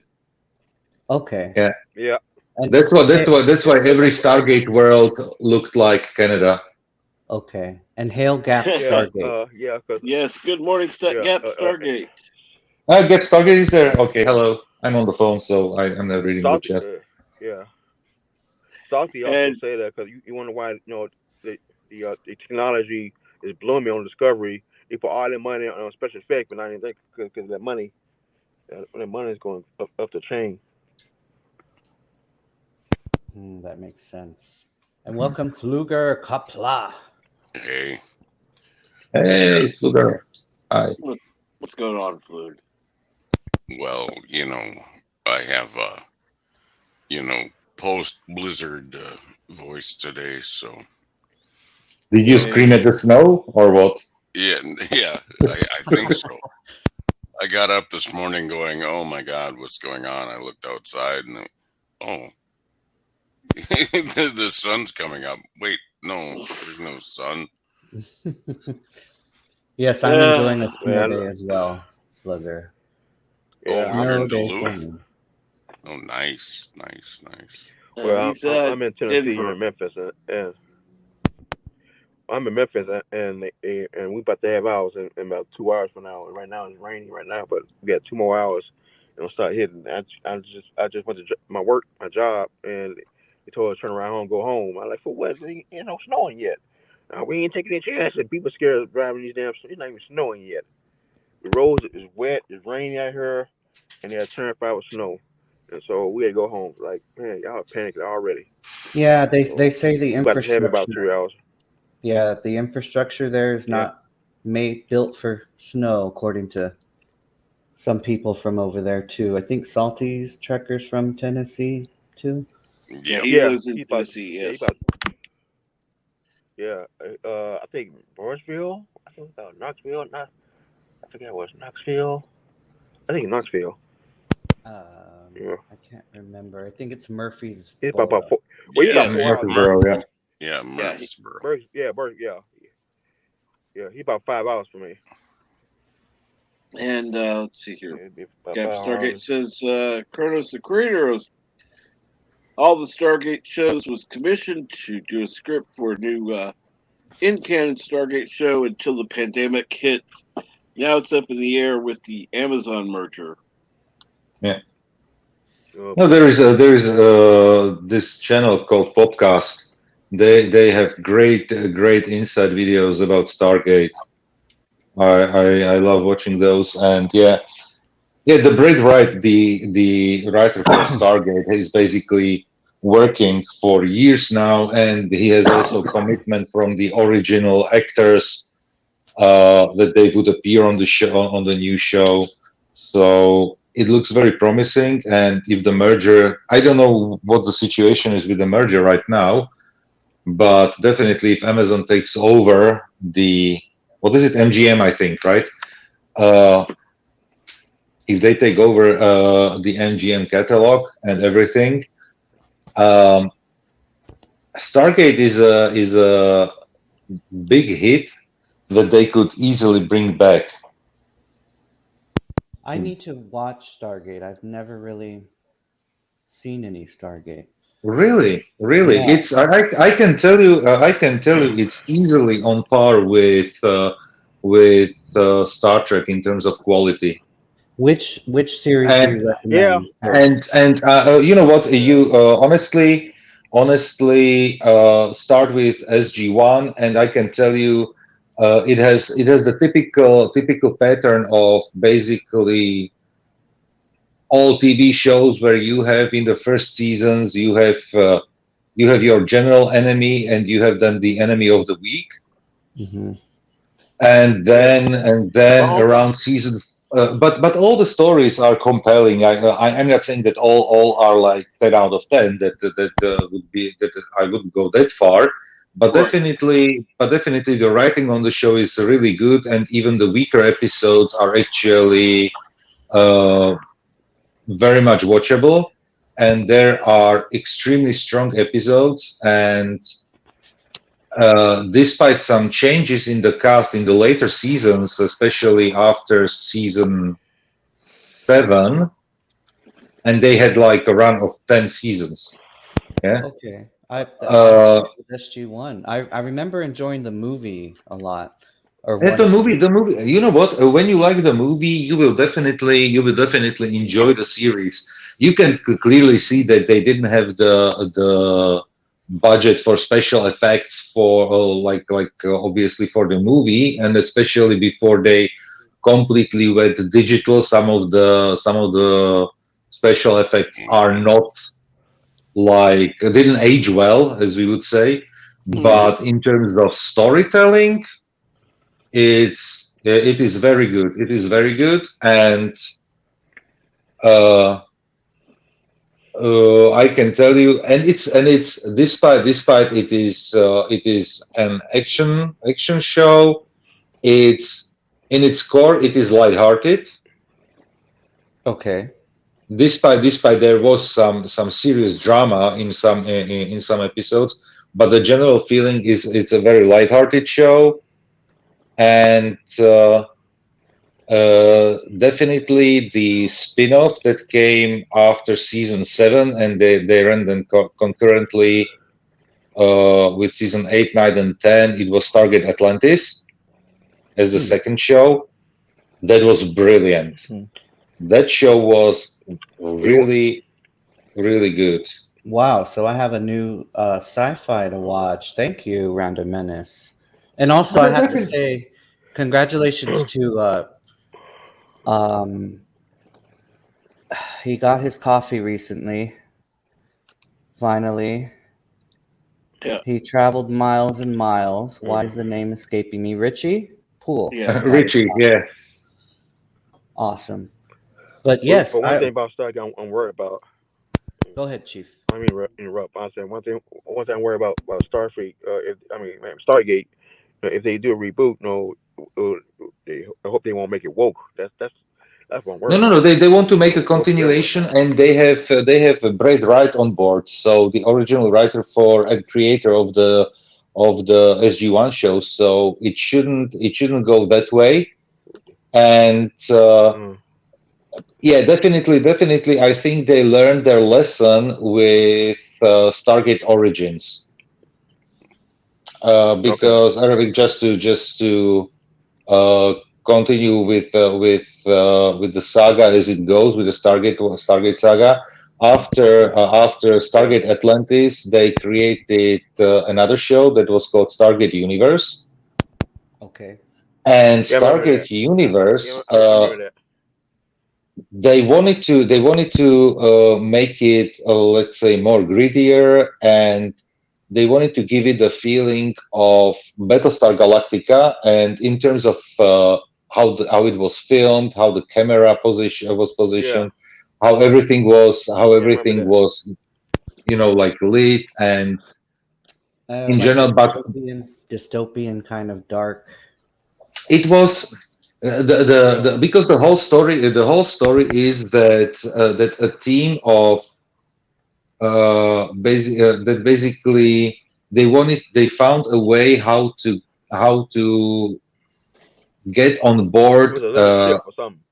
a ship, A ship. and the ship belongs to a race of the gate creators, and The but the ship was so problem huge. but the problem The ship was was so with the huge. show that the crew that came on board of the ship wasn't actually the crew that was meant to be on the ship, because there wasn't basically like an attack, and they had to flee through the Stargate, and they fled to the ship for some reasons. I'm not going to Yeah. spoil everything. So it was a very diverse group of characters, and there was basically too much drama, and it was dark, it was too much drama, and it didn't sit well with the fans, and they basically canceled it after 2 seasons, because once again I think it fell exactly into the time period of 2007 2008, when they finished with the show. So it had very low ratings, and they basically didn't have the money. And of course, MGM had financial problems at the time. So Because a lot of Okay. people don't understand it. Because a lot of people just didn't get it and didn't understand it. Because like you boarded like a large ship. We have no clue, who's on it. Because they're talking about people, maybe some alien, maybe on the other side of the ship. They don't have no clue. They finally get to the bridge on the second season. And it's a lot of crossover stuff. It didn't make no sense. I couldn't get in, and the ending was bad. No. the ending was open. The We, problem was that they filmed basically a season 2 cliffhanger, and then they were canceled. That's the problem. yeah, no, yeah, no, Yeah. yeah. I remember that. I remember this the last season. I mean, the last. I did watch it, but it was just it kind of seemed like what, Hmm. kind of thing. You scratch your head like what But they but were doing definitely but like that. definitely I can tell that skipping that show won't hurt, because it was only 2 seasons, and it was after Atlantis was wrapped up, so there were only little tie-ins with the original shows, and skipping that one doesn't hurt, and it's really completely different in feeling, in writing, in everything from the 2 previous shows, so it doesn't make sense. And what happened? When was it, Chief Cook? Something like 2018, 19, when they filmed these of episodes. This basically they filmed like a movie, like a TV movie. They split in 10 minutes part, Yeah. and they put it on the internet basically as a mini series. Stargate Origins, it was called, and I can Oh, tell you, it was like a fan movie. wait a minute, wait a minit. Okay, are you telling me when it went off, they put it on the internet and they continue on the internet on a website? I mean, on YouTube or something like that? No, no. Any What website happened? or What happened? NGM created. They wanted to create basically something like their own streaming service called Gate World, I oh, think. okay, And they okay. basically filmed like something like a teaser for this streaming platform that never caught up. It was complete failure, and they filmed basically like a mini movie, like a literally on a TV budget, even something like a smaller TV budget, called Stargate Origins, and that one literally covers everything when you say it's a bad movie, and something that you, Chief Cook, would definitely call woke. That one was in, and I'm not using the word easily. It was literally a very bad attempt of reviving the franchise, but it had nothing to do with the original actors, original writers, nothing basically. I So wonder. I wonder what Fluger thinks of all this Stargate. Well, or or just because of his avatar. Yes. Origins isn't hard to watch. It's more like when you watch a fan film. Mm-hmm. Yeah, literally like a fan film. That's kind of what it is. Um, Stargate Universe is easier to digest now than it was when it was on. You know, Hmm. on Agree. live. Uh, and yeah, they truly had a great stride when they had Atlantis, eh, but they killed it at Atlantis short because they wanted to come out with their universe show, and yeah, Okay. Well, I'll definitely start with SG1 then. Very cool. Thank you. Yeah. and yeah, there are gonna you're gonna like some of the storylines.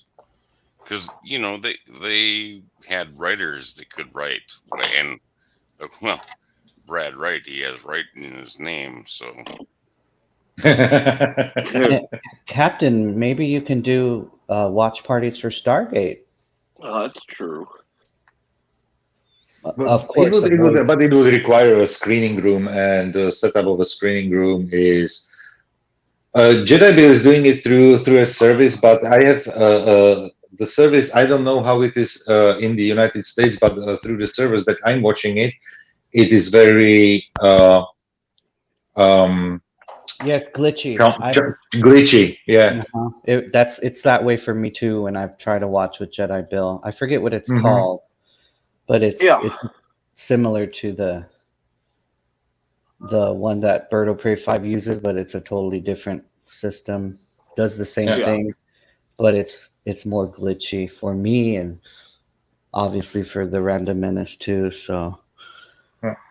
but when you did Eureka, Captain, that wasn't glitch. Oh, you know why? Because we had to watch it on Peacock. That's right. Yeah. Well, And see, that was Eureka. the reason. Sorry, go. No, that was the reason I picked it, was because it was free. Anybody could watch it. Peacock does have a paid version, yes, but this is also available on the free version. That was one of the reasons I picked that series, was because, I haven't talked about it. Anybody, and I do mean anybody, can watch it as long as they can get Peacock. And she's like, okay, this sounds like a good series to start with. And also, you paused for the commercial breaks, which was cool too, because we all had to. If we weren't paid for Peacock, we had the commercials too, and it was kind of cool that you would also pause, or. Did we pause? I don't think we paused for. No, I don't think so, because we ended up watching the non-commercial version. But okay, that's right. I remember having to catch up, but you did timestamp it. Yes. So Yes. Cool. Yeah, that we did some. You know what? And if you like Eureka, I can tell you that Stargate, both SG-1 and Atlantis, are in that style of writing. Oh, very cool. Okay. So it is good writing. The stories are definitely compelling, and it is loosely tied to the movie. So if you remember the movie, or you can watch the movie before. Awesome. It has loose ties to the movie, because it basically the first episode starts something like, I don't know, like a year or so after the movie. Oh, good. So I can watch the movie first and then start with SG-1? Mm-hmm. Yeah. Very cool. Very cool. There are certain differences where they took some, how do you call it, like the liberties in writing. Mm-hmm. But most of it has basically the ties to the main lore of the movie. Okay. Hey, Kitty. Seriously, you know what? I was sitting at my desk. I stood up, and my cat jumped into my seat, and it's now occupying my office chair. So I have nowhere to sit. Kitty rules. More cats for Joseph. More cats for Joseph. Yeah. I can tell you that 4 cats are more than enough for Joseph. 4 cats and who knows how many dogs. I think maybe two dogs and 1 tortoise. Yeah. Oh wow. Okay. So, but you know what? It is hilarious and funny, because every evening we are doing a head count here in the household. If everybody's at home, safe and sound, Yeah. Do you have like a whistle? Is it roll call? No. Do the cats come when you call them from outside? Most of funny enough, despite 1 cat was lost for 1 week, most of the time they show up. Wow. What does it mean? Do they come to the house immediately when you call them? Not necessary. But at least I see, okay, you are safe and alive somewhere in the garden. And it means in the next 10 to 15 minutes or 2 hours, you will be home. And do you have like a cat door or a doggy door? No, I don't. I was thinking about getting like a cat door, but no, Okay. it's right now during the I, we want to have the cats at home when it's dark outside. Just and it has a reason. I live basically despite it's a small village where 4,000 people live, but I'm still on the house is on the main road. Oh, okay. Yeah, that could be So dangerous. Yeah. so and they don't tend to cross the gate, so they don't go like on the road. But Good. one cat did and lost her tail. Oh my goodness! Wow. So Gaps. so I have. Cats. And the fun part is it's a black and white cat, because all of my cats are basically like the street cats, basically adopted from the street. So and it's a black and white cat, and without the tail, from behind she looks like a panda. What did you name it? It's a basic name, Mitzi, which is something like the most common name for a street cat you can find. It was the first cat that we had. Awesome.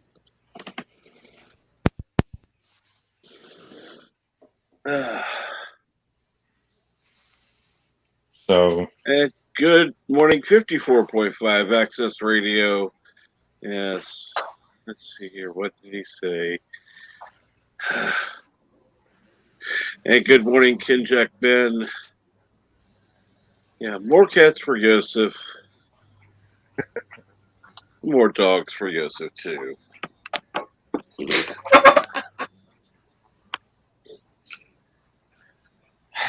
You know what? It's more than enough. I can tell you, the wallet knows, the carpets know. It's more than enough.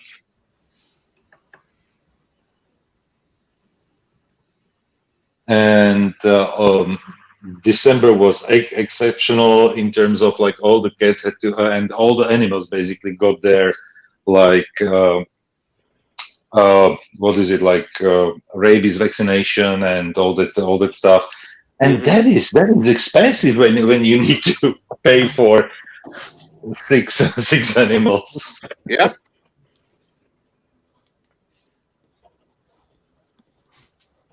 So yeah, plus one of my dogs has a special diet and special medicine and everything, and every time I go to the vet, even like just like picking up like medicine or the special cans with the food, it's like between 50 and 100 euro. So, and that's at least like the food. So probably I would say only the one dog costs me like 200 euro a month. Wow. which is crazy expensive. But yeah, okay, she's 14 and has like health issues from here to there. Well, it's nice that you're taking care of her. That's your family. But it's my dog. You know, she's part of the family for 14 years, so of course I will take care of her. But you know what? The good thing is that you see the results behind everything. You know, like she started having serious joint problems, like with her back legs and everything. Now she has like special syrup, special medicaments, and now the doctor came up with an idea. we can. I have a better treatment for her that will have less impact on the liver than the medicaments that she's taking right now. And I was like, okay, sounds great, fantastic. And the medicaments that she's taking for the joints are for 2 months. I pay something like €60, so like €30 a month That for the doesn't pills, sound and it's bad. like a pill that she takes once a month, Mm-hmm. and it has a I don't know how it is released into the bloodstream or whatever, but then the doctor said there's a new treatment, it's way better, and I don't know here and there. How much does it cost? And he was like €80, and I was like, and what's like the frequency of, and it's an injection, and he was like, yeah, it's once a month. I was like, shit. No. And but you know what, it's not that I dismissed the idea. I have right now pills, actually, what's the date? January 7, I believe. 7. Okay, on the 9th I have to give her the second the doses that I have at home, which will Mhm. last another month, and in 1 month I have to then think if I want to switch the treatment from the pills to the injections Mm-hmm. that cost the double, Hmm. but are less harmful for the liver. Where she takes another pills for her liver anyway, like two types of pills that cost me as well another 60 €60 a month. So Well, So if you switch to the shots, would you be able to stop the liver? no. No? Okay. No. Hmm. If it was like that, it would be an easy calculation, but unfortunately not. Okay. yeah, I was gonna say if that was the case, it'd be like you'd be paying the same thing. So yeah, switch. Even less. It would be even less, Yeah, but no, unfortunately, it's just adding cost. It's not shifting or reducing the cost. It's just increasing cost. So, but it's not that I would not consider it. I'm thinking about it. Right. Because when I see, when I see her running up, okay, running, it's too much. But when I see her walking up the stairs and running actually down the stairs, where she had half a year ago, she had really serious problems with walking up and down the stairs. Yeah. I see that it has some impact on the quality of the life, and yeah, I'm seriously considering it. So but once again, but then you look at the bills and everything, like shit, that's expensive. It's basically like with you, my American friends, when you go to a doctor and you have to pay so much money. Oh yes. yeah. Oh yes. But what I realized that the vets in the United States are crazy expensive, and I understood it from Cinnabon when he had problem with his bunny. Yeah. Yeah, when Cinnabon had problems with his little Cinnabon. Jesus, Yeah. that sounds just wrong. Uh, but when he said that, he was like, this treatment was like 300, that treatment was like 500. I was like, what? Okay, obviously the economy in the United States is different than here in Central Europe in general, because I can tell you that since Slovakia is close to Austria, there is basically a small village directly on the borders to Austria, and there is a veterinarian clinic, and it's one of the most expensive places that I know, and the guys and the folks from Austria are coming over because it's so cheap. So yeah, it's interesting. But anyway, yes. Animals are a very expensive hobby. I'd agree. And good morning, not Ryan Johnson. How are you today? Okay, Hello. and as you can hear, I'm not talking about goats or sheep. Yes, no one, no one, No, no one's yeah, accusing you of drinking. no one's accusing me, but honestly, I don't have But we're all goats thinking or about it. We're all thinking about it, Joseph. I honestly had not even considered it, but yeah. Yeah, you're so nice. No, it's but I find it as a joke, as a running joke. It's hilarious, and so I honestly don't mind it at all. Well, no, I just Yeah, don't have salty. I just don't have a personal salt lick, in my possession. I just, uh-huh. You Thank you, dirty Gap salt liquor. Stargate.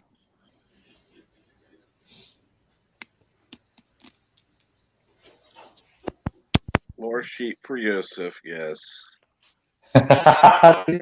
Wow. It came up. Okay, it came up. And Okay, goats too. but And goats too, yeah, right? goes. And You know goats. what? With I can tell you that with the amount of lawn that I have, I could easily have like I think goat. I think sheep would be better, like one or two sheep than goats. But Don't honestly, feel salty. what to do with that? What to do with those? You know, like I'm definitely not the type who would butcher the animals. Like, Well, make cheese. and you know what? It's so complicated. Actually, if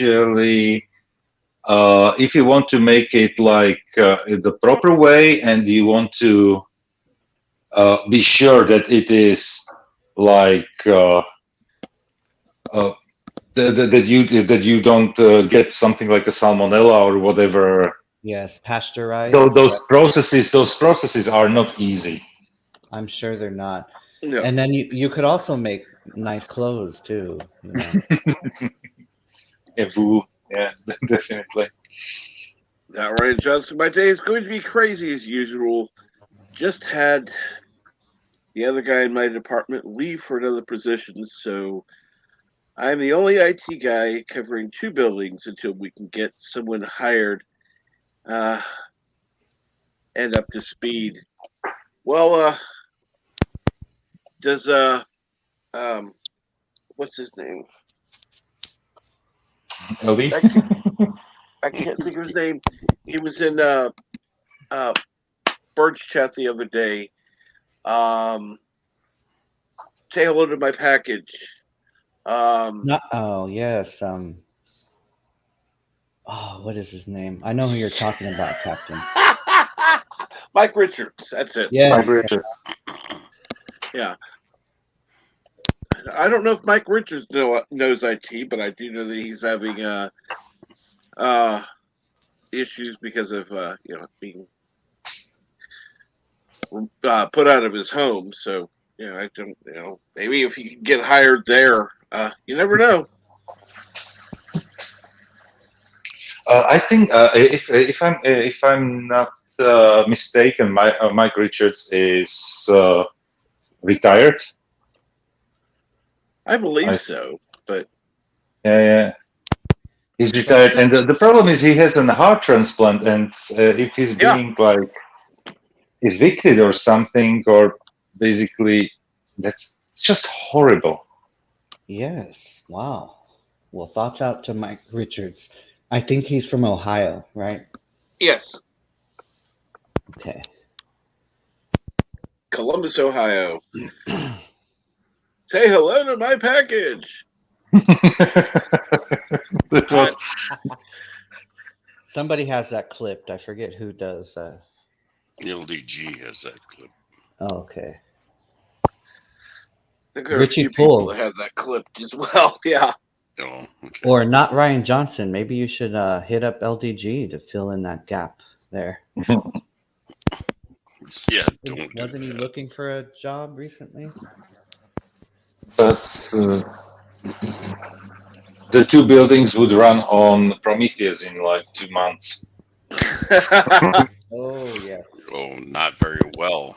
Okay. No, it's you know what, Northern Johnson. It's like you have to really struggle in the job with maintaining the two buildings, because if you don't struggle and you will somehow manage it, they won't hire Yeah, anyone. That's you true. gotta make sure that it's That it's well, barely but working. That it's barely Well- working. it's got to be done well, but not well enough. Do it like Yeah, exactly. Scotty. Like Scotty would trick the captain, you know? Exactly, Scotty. because I made a mistake that I started only complaining about the workload when it was already too late, and then it was like a headcount freeze and everything, and Jesus, the workload was so extreme, and it took them a year till they hired somebody to help me out, and it's only like a partial help anyway. So, Did they increase your pay at least? oh, that was a good one. Yeah.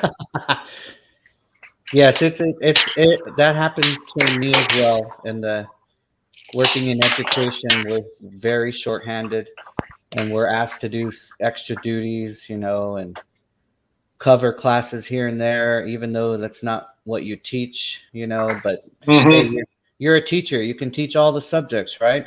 So there you go. And yeah, we also didn't get any extra goodies for it, except for maybe treats during the holidays and pats on the back. Yeah, pats on the back. That's yeah, exactly. Right. No, that's the problem that they basically when they gave me like the series of additional like it was like one task, and they told me, okay, it will take you like 20 to 25 minutes in a week. It's not a problem. It's easy to do. And that was like a communication between an external company and our company, and it's basically about like special funding on certain projects.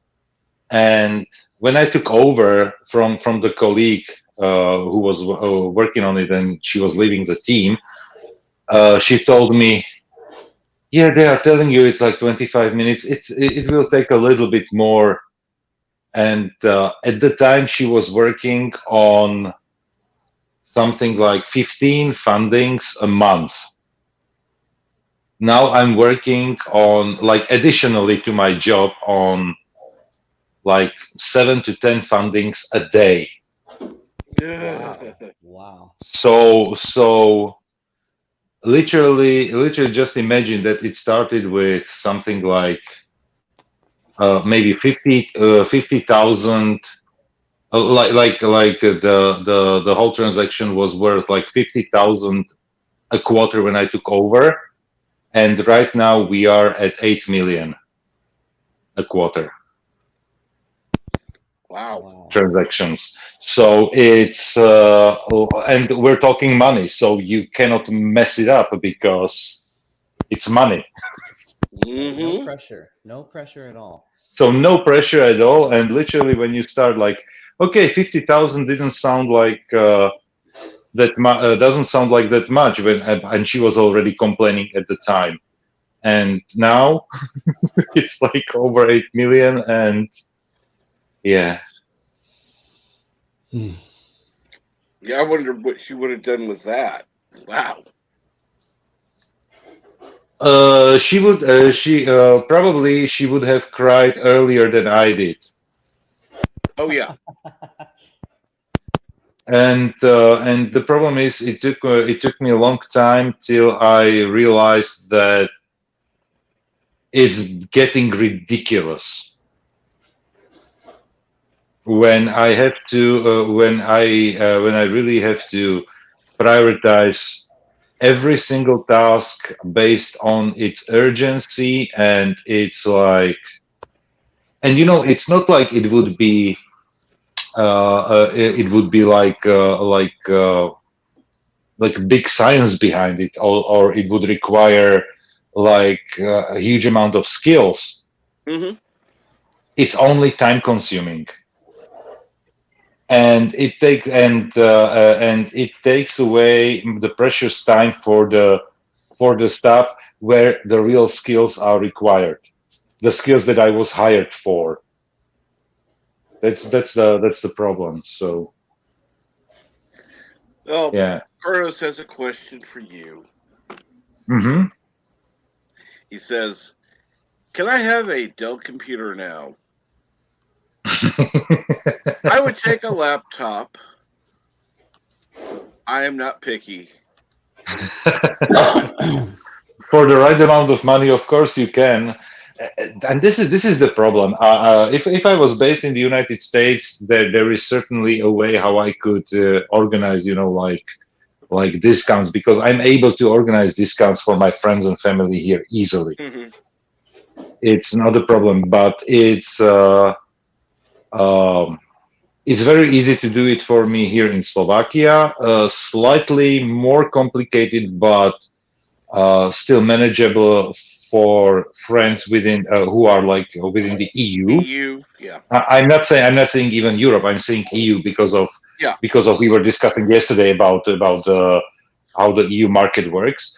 But with US, unfortunately, I have zero possibilities. Like no chance, not a chance. Well, the other thing is, even if you could, number one, the shipping would be outrageous because you'd have to send him a European computer, which would be different than one that's sold here. You know what? Not necessarily. The only thing that would have to be replaced, and it is actually relatively easy for me to quote, is the power cord. Nothing else. Because the power supplies, they basically uh, the vendors who are supplying us with the power supply units, uh, they don't. They don't care if it's 110 volt in the United States or 230 in Europe or in Asia. They don't care about it because the power supplies can manage everything. And as well, when you look at your power adapter on your notebooks and you read what's on the label, it will 100% say that it goes from 110 to 240 volt. And So also, aren't the adapters different than here in the United States, right? yeah, the plug is different. So literally only Yeah. the power cord is something that is different. Okay, makes sense. So we would have to get like a special Adapter. adapter. Makes sense. Either that one, and you can buy them. You can buy them online. So literally just something like an adapter for the plug, for the electric plug, and it's Mhm. and it literally costs few dollar on Amazon. Oh, not bad. So Not bad. that's the one thing. Or you can or I can quote. I have no problem when I'm putting together all the configurations. I can basically select US power cord. It's the Yeah. easiest thing. Is literally one click in the system. So, but the problem is, even if the problem is when I send it over. Hmm. If I send it over to the United States, you would have to pay import tax. You would, and then there would be like the problem with a warranty transfer, and it's like overly complicated. And if I want to send a package like a computer, I would want to put some insurance on it, and Mhm. immediately I can. And another thing that is very interesting, computers in general in the United States are way cheaper Really? than in the EU. I didn't know that. Electronics in the United States is significantly cheaper Hmm. than in Europe. Why? One of the first of all is because of uh, how the business model is set up with production plans, having some certain production plans available, let's say for you in and this is something that not only we do. It's the same goes for HP and for let's say Lenovo and so on and so on. You have production plants, let's say in Mexico, which is closed. There are different contracts when something is shipped from Asia, from China. There are completely different contracts between United States and China, and then it is in Europe. For example, sales tax. What do you have a sales tax, which is what is it? Something like 7-8%. Yes. Yeah. That you pay something like that. Just imagine that basically what you call sales tax we have as VAT, value added tax, that is across the board. I'm not saying in every country is the same, but it is around 20%. Right. Wow. Another thing, warranty. The minimum warranty that you have within the EU is 2 years. So basically, if you buy whatever, even an LED light bulb, it's considered. It's not considered like consumables, like a toner or battery. It's considered electronic device, just like a computer, and you have automatically 2 years warranty on it. Interesting.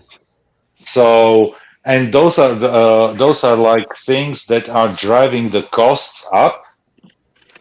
And good morning, Janet from another planet.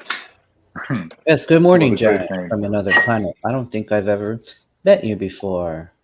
No, I hear the name. I think is it the first time or the second time that I see this name? I wonder which planet. Yes. Like somebody asked. And yeah, so there you have the main differences, and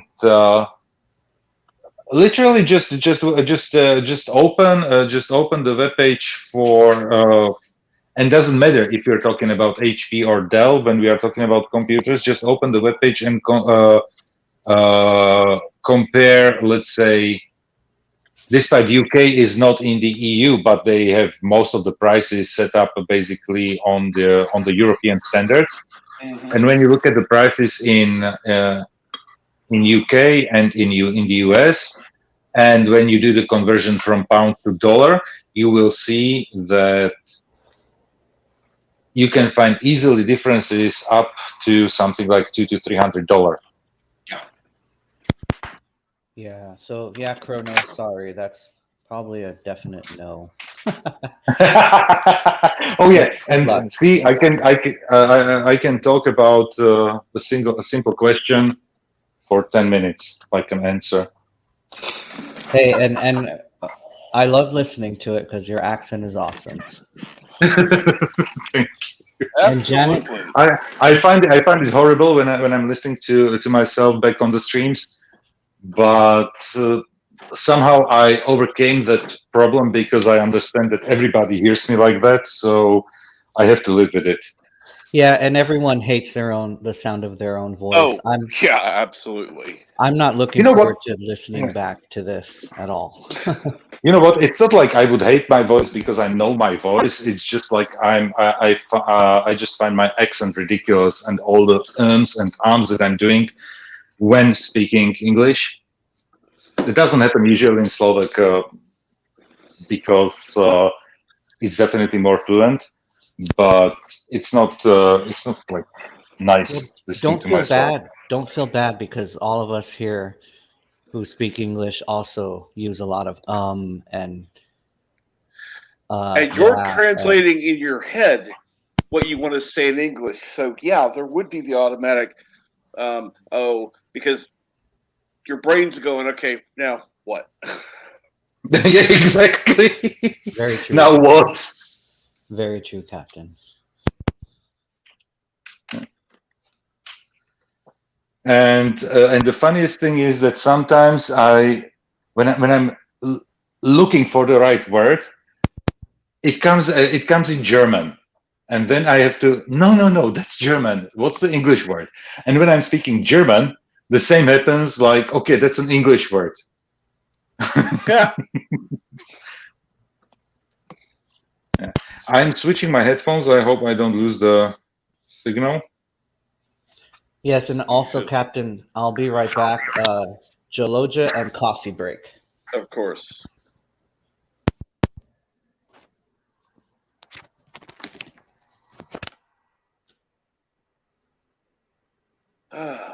So, Flugger, what's going on? Nothing. I'm not looking forward to shoveling out the driveway again. Oh no. Oh, that would be horrible. I'm sorry to hear that. I only wish I could here.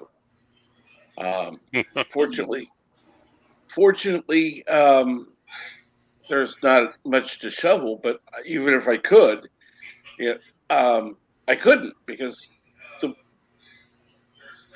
as far as lifting weight and such, snow can get heavy. Oh yeah. Well, and I live on a state.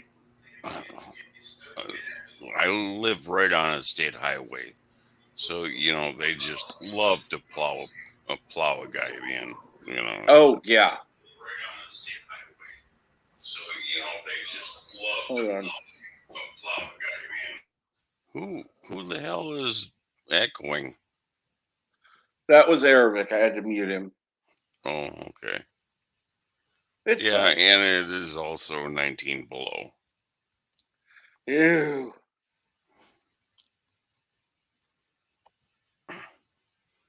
So I'm not going out to shovel today. Screw that Mm-mm. noise.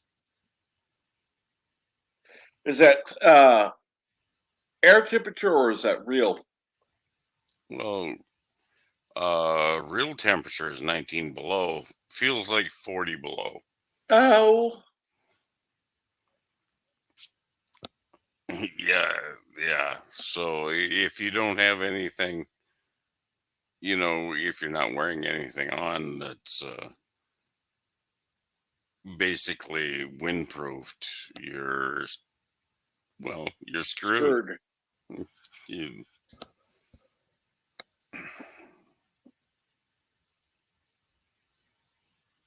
oh, ouchie. I live where my face hurts when I go outside. Ugh, yeah. Yes, Curtis, you have to wear clothes for the cold. In the cold, yes.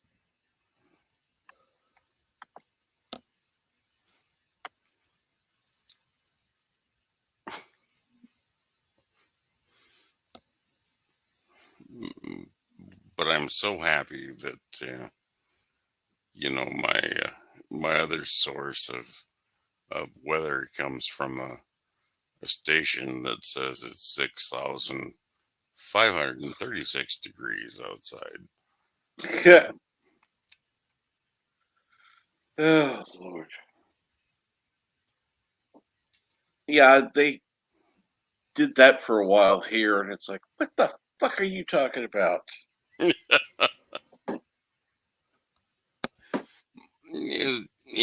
All I got to do is just reset the station, but nobody Man, tells me. Joseph is back. Joseph? It's not working. Well, it's working now. Or is that new headset not or new? Yeah, I'm trying to change it and it's not working. It's oh shoot.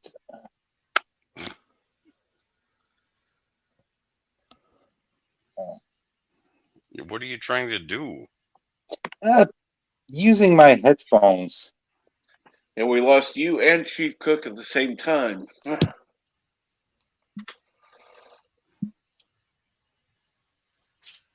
You weren't there, and then all of a sudden, his device wasn't connected, and then gone. It's great. Bluetooth headset. Okay. Am I back? Yep. Yeah.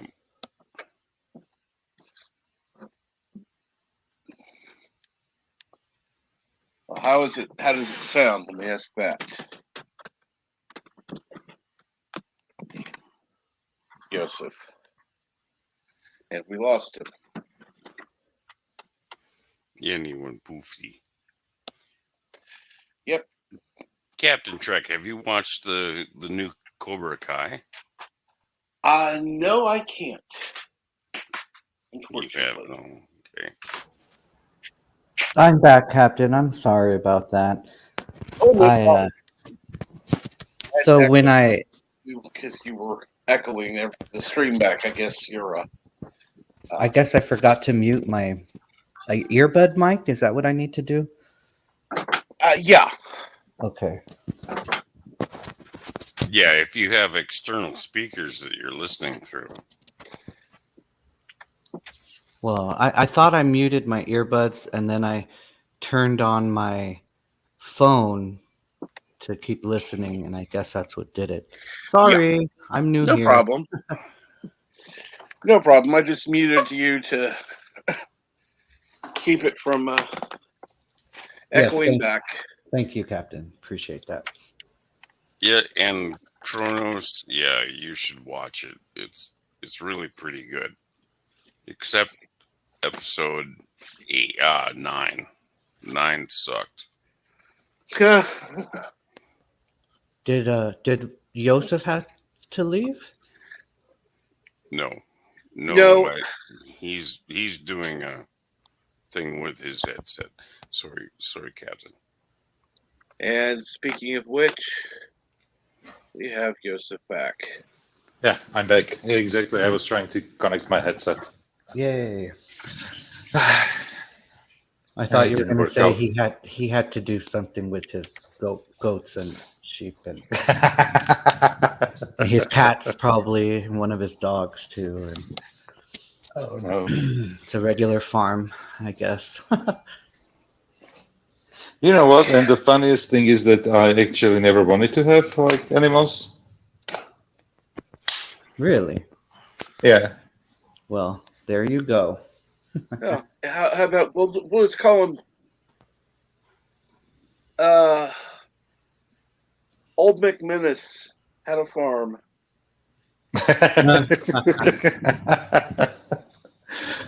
With a yeah, bark, that would probably cover it. Yes. A bark there, here a meow, there a meow. Everywhere a ba.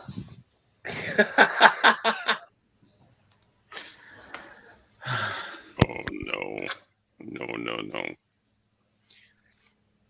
There must have been a discovery on last night. That's why Bird's not here. I think it was Prodigy, actually. Wasn't it? It should be today, no? What's today? Today, yes. Wednesday or Thursday? Oh, Thursday is today. So it should be Prodigy today, yes. Yes. Cool.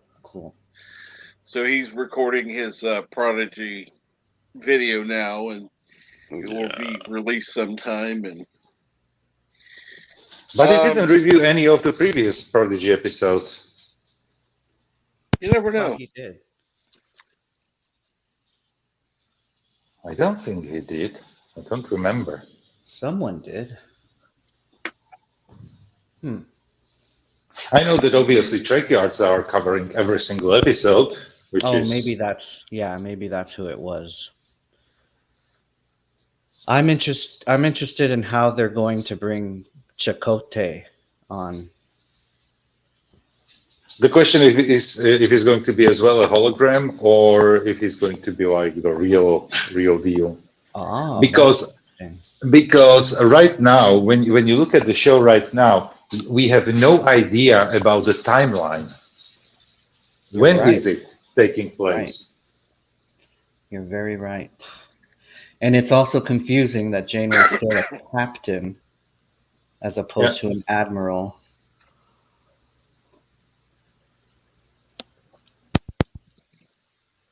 Exactly. So this is, and I don't know how do you like the show? Because for me it is easily probably the best new Trek on TV.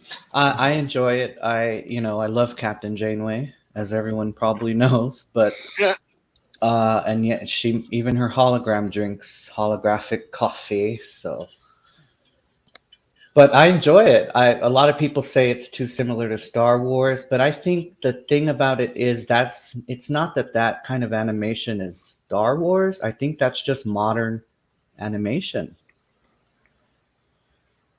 Yeah. I mean, unless they intentionally do something different, like in Lower Decks, which I also enjoy. You know what? I got the Star Wars vibes from the first episode from the double feature that we had in the beginning because it had like I don't know all the creatures Yes, the looked bot very Star robot. Warsy, Where are they? but in terms of the story, it is definitely a Star Trek story, and definitely in the last three episodes. Yes, it felt very much like Trek toward the end. It did. I Yeah. agree. And let's see here. Cook is back. All right. Hey, What's sorry about going that. on? No problem. Yeah, I think it is Star Wars. I mean, the technology and everything, the shoot in the air. I think they're the same timeline as Discovery. Because look at the ship. Look at that. They probably the same timeline. And you mean like the future discovery, Yeah, like literally Right. 32nd century? yeah. Because look at I seen the picture when he on the Enterprise D and you see all that grass up there. That's not that. So you gotta be in the future. You gotta be way in the future. Or Uh, that the but the protostar Harmony protostar universe. when you look at the identification number of the protostar, it is an NX model. It Yeah, says NX. yeah. So yeah, they still got NX in their part of their universe. But I know. I'm just saying that it could be like a new design or whatever. Yeah. Because when you say something like the 32nd century, it reminds me a little bit of the Prometheus yeah, that was in yeah. the 24th century. Yes, especially the way it transforms when it does its special protostar drive, or what is it called? Oh yeah, with the nacelles, yeah, and Yeah, yeah, and then the third, and then the yeah. turbo Well, boost you know mode comes out. Yeah. yeah.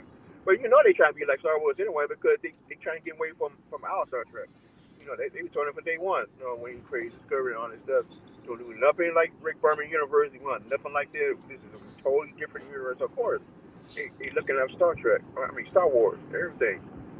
The alien, wearing clothes and what they call it, jumpsuit. What they call it? Oh, I can't what they call it. Thing. When a farmer outfit, their kid and everything and stuff like that. They trying to be like Star Wars. That's what they doing. We don't do just like Star Wars. Just call it Star Trek and stick the label on it. That's it. But I think they have enough And Trek in it to where it does feel like Trek, especially with, of course, Janeway, and of course the communicators, the ship itself, the shuttlecraft that what's her name was trying to build, the sound effects yeah, too. my little girl, yeah. The sound But you know effect. what?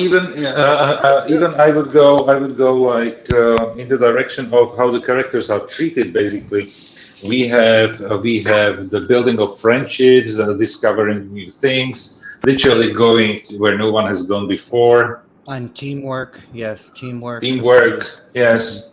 Yeah. So And it's not besides, about. besides, it,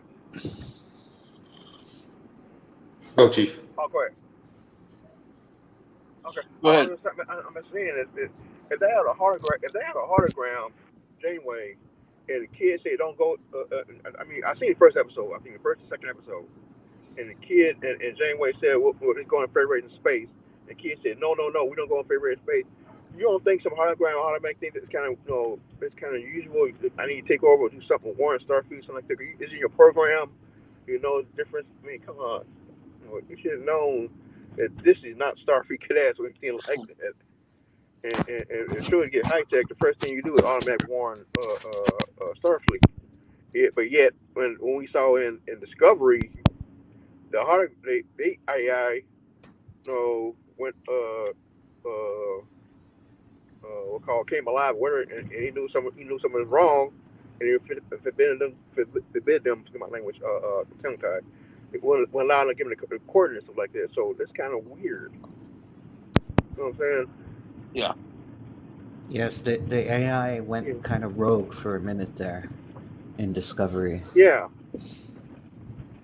And I just want to give a shout out to my mom who is listening. Okay. I let her know that I'm on Captain Trek's Morning Brew for the first time, and she got on YouTube and, hey, Mom, all the way down in Texas. Well, do want to say hello to What's up, Eric Texas? Saunders' mom. Thank you so much for listening. I hope you're having a good morning down there in Texas. I'm up here in Missouri. Hope things are going well with you. And I hope you're having a happy New Year so far. Yeah, definitely. Happy New Year, even from Slovakia, across the ocean. Thank you, thank you. She says hi. She says hi, everyone, and thank you. And it's not it's not only across continents, it's as well across the time. Oh yes. Yep. Yeah. Don't mess with Texas. Don't mess with Texas. And speaking about Janeway hologram, did they have one on Discovery one time? I mean, similar to that, like an AI, computer like that on Discovery. Zora, I think, was a hologram in a short trek, if I'm not mistaken. Oh, She, so, I mean, physical. I mean, oh, she was okay. yeah, there was a short trek where Zora, Yeah, Calypso. Yeah. she actually fell in love with uh, a random astronaut who found Discovery, and Discovery was abandoned for some reason, and we never got an answer to that. Oh yeah, I remember that. Yeah. Yeah. We are probably getting. Yeah. we will probably get the answer in this season because everything points in that direction, unless they completely ignore Calypso. Right, which But- they might, knowing them. But in that case, they yeah, could completely ignore Zora as well as a concept in general. That's true. So that's why I was thinking that the Pro Star they are in the same timeline. They got to be in the same timeline. You might be right about that, Chief. Yeah. We'll see. That makes sense. Yep. Well,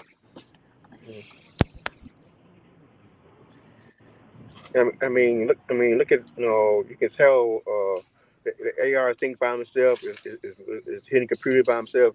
He's doing everything different. I mean, Janeway hardware. So there's no way you think to say is like or a card time somewhere between card time or service time. I can't somewhere between that. I can see that. I can see that too. Yeah.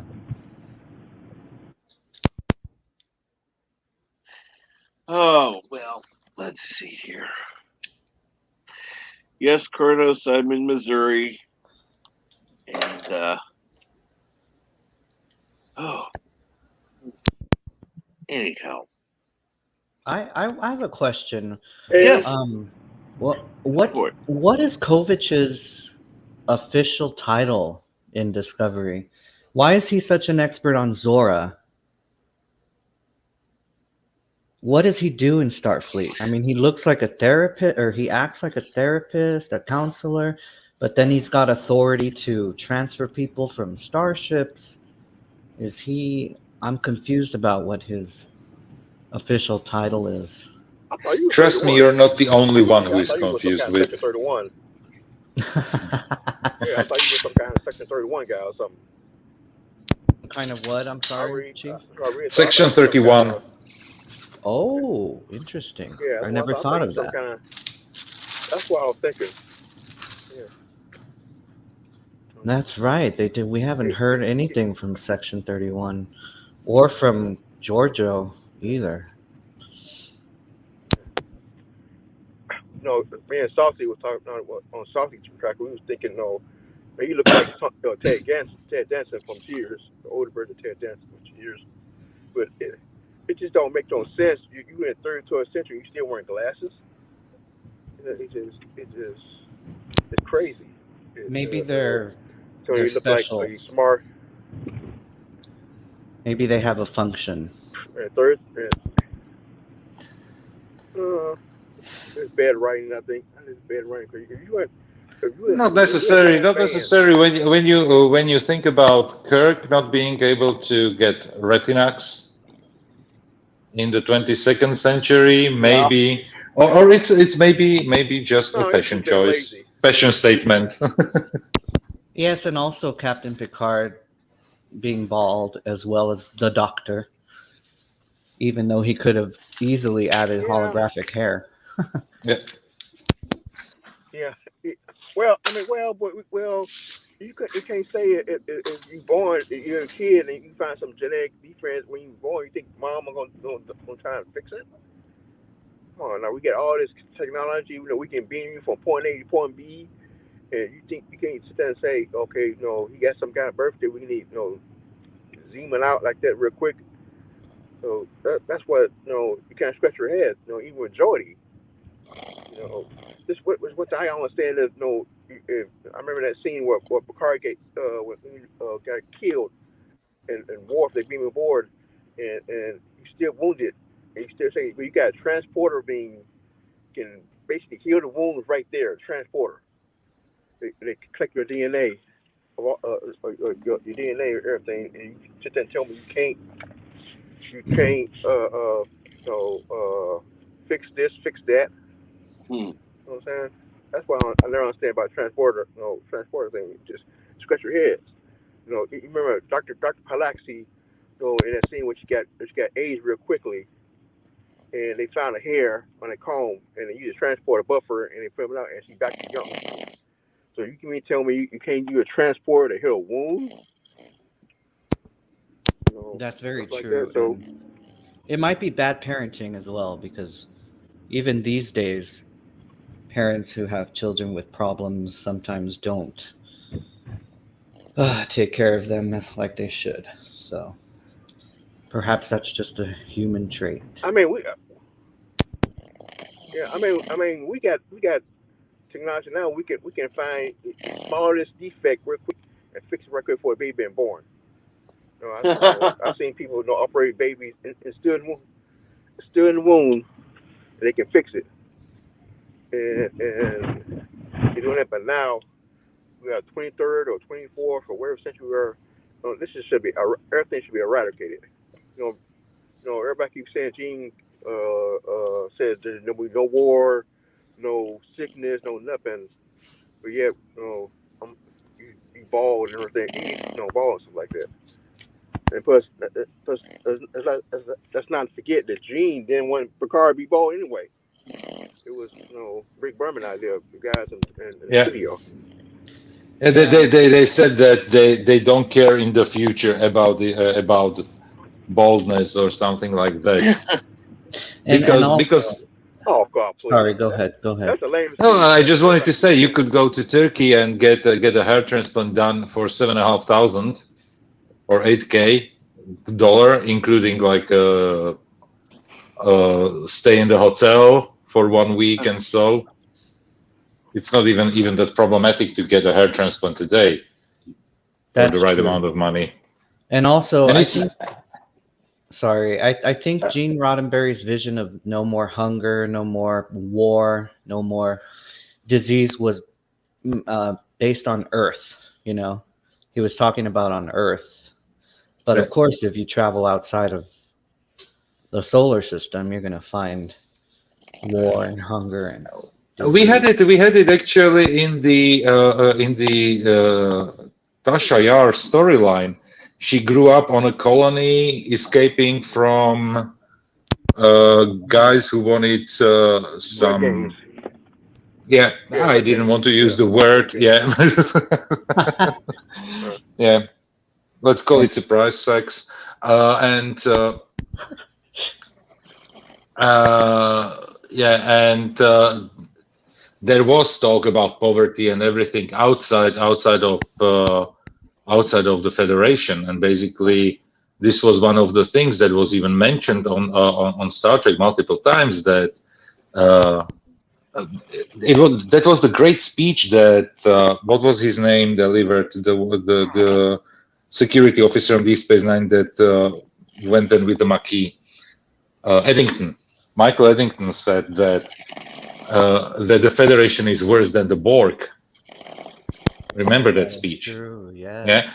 Yeah. So the Gene's vision about no poverty and no wars and everybody's happy. It's actually something that is completely utopian, because it's the only thing that you need to do right now is to look around how the world looks like right now. That basically there is conflict everywhere. Mm-hmm. Interpersonal, international, national conflicts, and one of our journalists, I like him very much, because he is one of the guys who has a very he always says that his views are dystopian, and he is always happy when his predictions don't that his predictions don't get realized in the real world. Unfortunately, he is usually right. He says that we are moving in waves, and basically we had everything too good as a humanity. So right now we have to create conflicts so that we fall down and pick ourselves up again. I've heard that. And yeah, we were too spoiled. Yeah. Yeah, that we are. Yeah, that basically we are spoiled by the way how good we are actually right now. Literally, when you look at the United States and Canada, and when you look at Western Europe, and basically the countries that are called the first world countries, there was no actual conflict since World War II. Yeah, which is what, 80 years? Yes. Wow. Which is probably the longest time that these regions of the world went without wars. And just imagine, just when you think about something that I lived through my life, that people who are adults right now are people, and even legally adult, even in terms of the United States, it means 21. You know, like drinking age, were born in the year 2000. Right. Yeah. So for those people is basically the fall of communism that I was talking on so many streams, and that I actually lived through as a teenager. For them, it is just a chapter in their history books. Just like for everybody who is born in the 70s, it would be even the Kennedy era would be just a chapter in the history books. Wow. That puts it in perspective for sure. Yeah.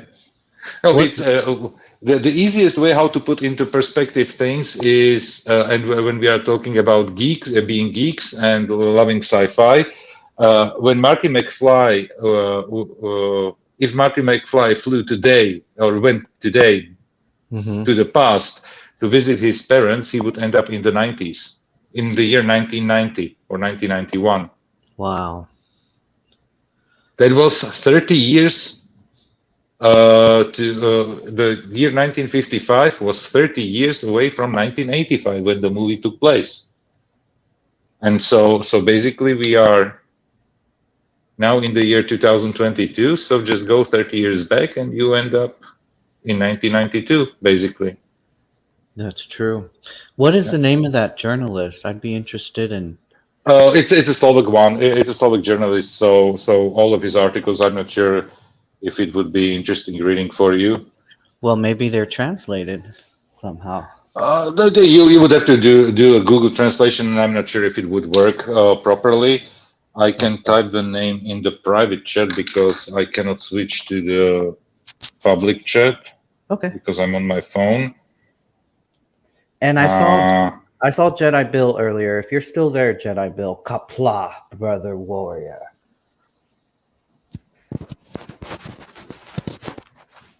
Very good. Very good. No, thank you. I'm glad you both have been on today. It's been very fun. Yes, it has. Thank you, Captain. So, Joseph, what do you got going on this evening?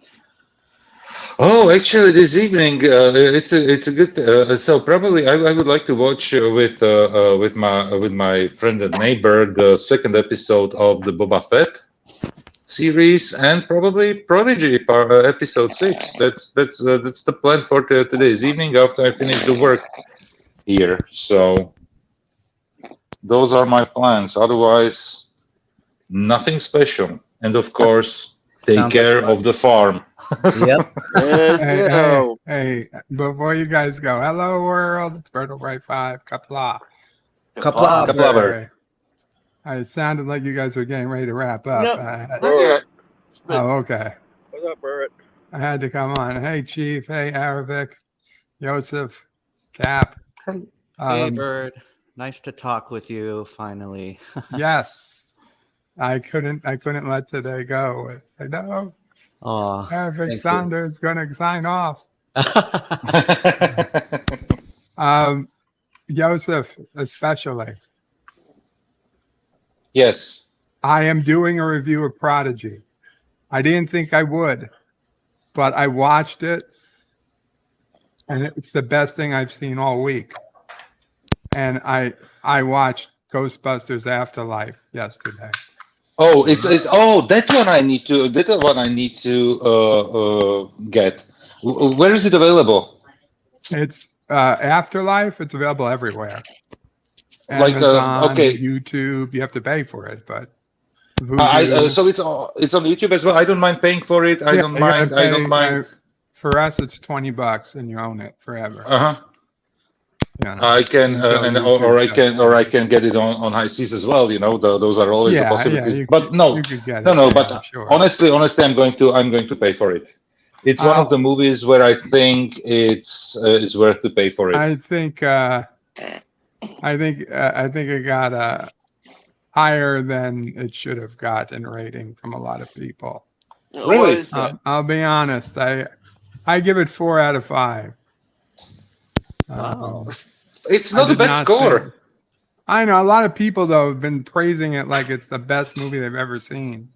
Oh, okay. I mean, I think Ghostbusters? that's Ghostbusters. I think Ghostbusters was okay. I don't think it was all that great. Oh no, I it wasn't. think hearing people like say they were crying at the end, I think it just made it a little more expecting more than I got. No spoilers, no spoilers, please. I'm not spoiling it. I'm not spoiling it. I'm just saying it was a slightly above average movie. That's cool. I'm gonna check it out. Don't- It's on HBO as well, right? I don't know if it's on HBO. I don't think it is. Oh, okay. No, not yet, Max. It probably come out in about 2 more months from now. Hey, Bert, let me ask you a question about Apology right quick. Do you think Apology is probably the same time between Picard or Discovery? Okay, well, I will tell you, we definitely get an idea on the timeline on Prodigy in this episode. Cool. The very end of the episode kind of cements the timeline for Prodigy. Okay, no spoilers. I want to watch won't it spoil it. myself.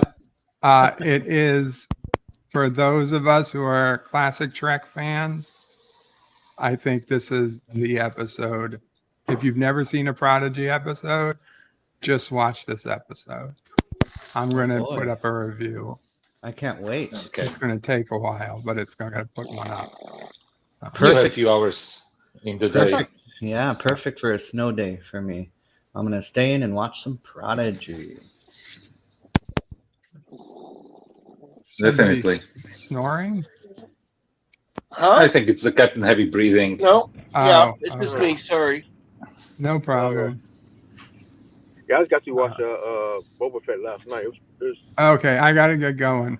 Take care. Okay, guys. take care, Bird. Take care, Bird. Kapla. Okay, Kapla, Bird. Ah. Almost ended your broadcast again. Shit. Did it happen before?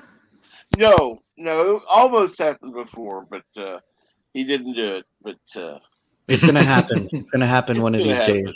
It will. Oh well.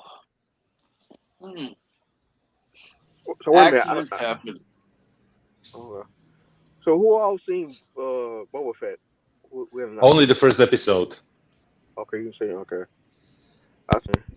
I'm hearing a lot of complaints about it because it sounds like everybody thought we like more like what's that damn series? Oh God, Mandalorian. Cause he want more action. It looked like a drum.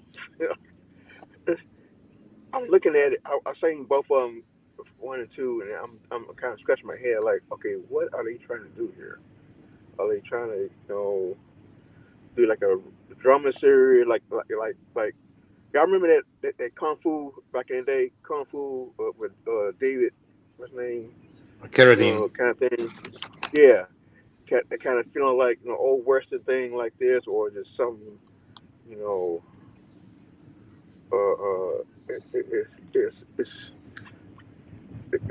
a lot of people expect more, but I just can't get it. I just don't get The question, the thing is, for example, with me, I'm a Star Wars fan in terms of like I like it. It's not that I would be like passionate about it, like about Star Trek, let's say. But I definitely watched every single movie, and I watched the Disney's Mandalorian. Yeah, that was the one show that they brought.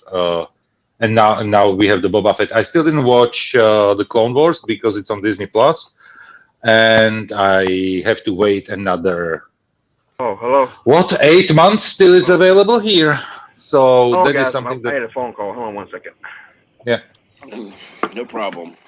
Yeah, as for me, I'm similar to Joseph, where I'm a huge Star Trek fan, but I also like Star Wars, but not enough to pay for Disney Plus for sure. And the last Star Wars I ever saw was it The Force Awakens, the first one out of the last three? And I enjoyed it to a point, but it was too similar to A New Hope. A New Hope, yes.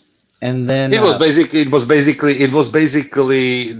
same thing as Star Trek Into Darkness to Wrath of Khan. Basically, I would say with very and even more similar. Ah, I've never heard that comparison, but that's very true. That's my comparison. That's my comparison. I'm not sure if somebody even mentioned it That makes like sense. that, Hmm. but it was and the fun thing is that in both J.J. Abrams was involved. So basically, Ah, makes sense. this is the main comparison. How I drew the comparison here. The main reason why I did it. And another thing is. Um, with the movie when I saw the first Force Awakens, I was like, okay, it's basically a rehash of something that we saw, but I enjoyed it. Yes, I did as I had well. fun. I had fun at the theaters, but I can tell you that after I watched The Last Jedi, and it was way before I jumped on YouTube, being like following all the channels and everything. So it was my opinion, uninfluenced, uh, just as I watched the movie. That was probably the first time in my life when I left a theater angry. Wow. Can you imagine that you go and watch a movie and it wasn't like I was like disappointed, Hmm. or I would say it was a stupid movie, Mhm. or I was bored to death or something. No, I was angry. You should have asked for a refund. Uh,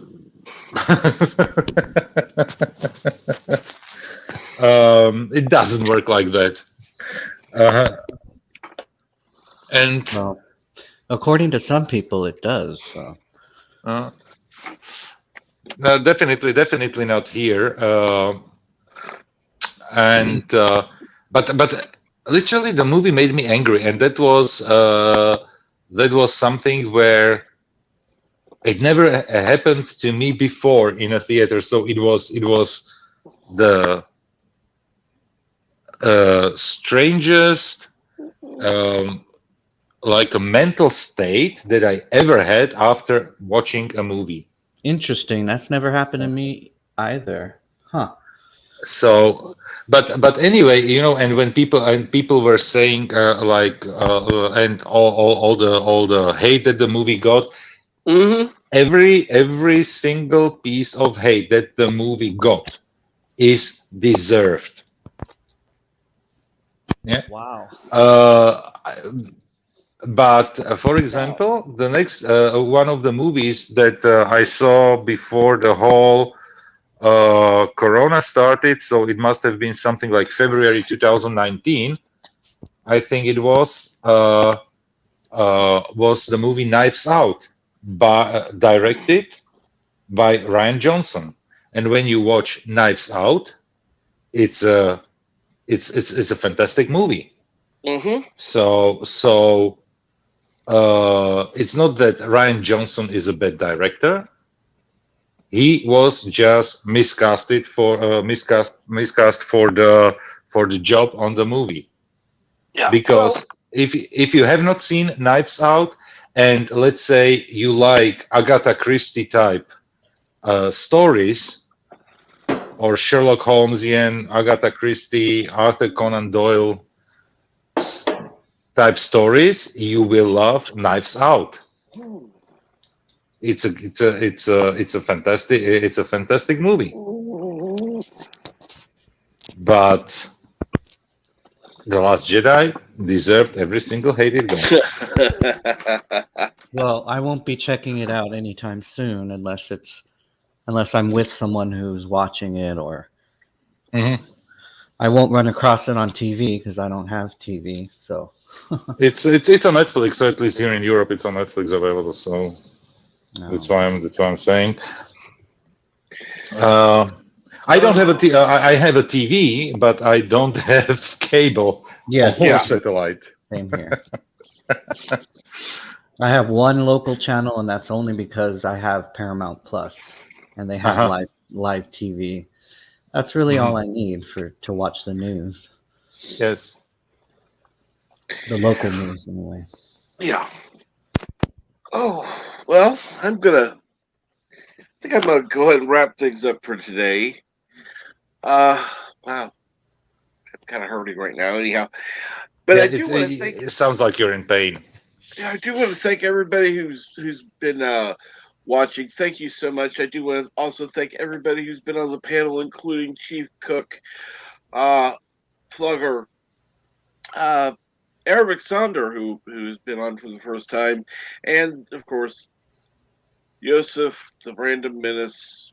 Who don't listen to Salty Trekker at all for that. But again, thank you everyone for joining, and have a great day. Thank you, Captain. Jolan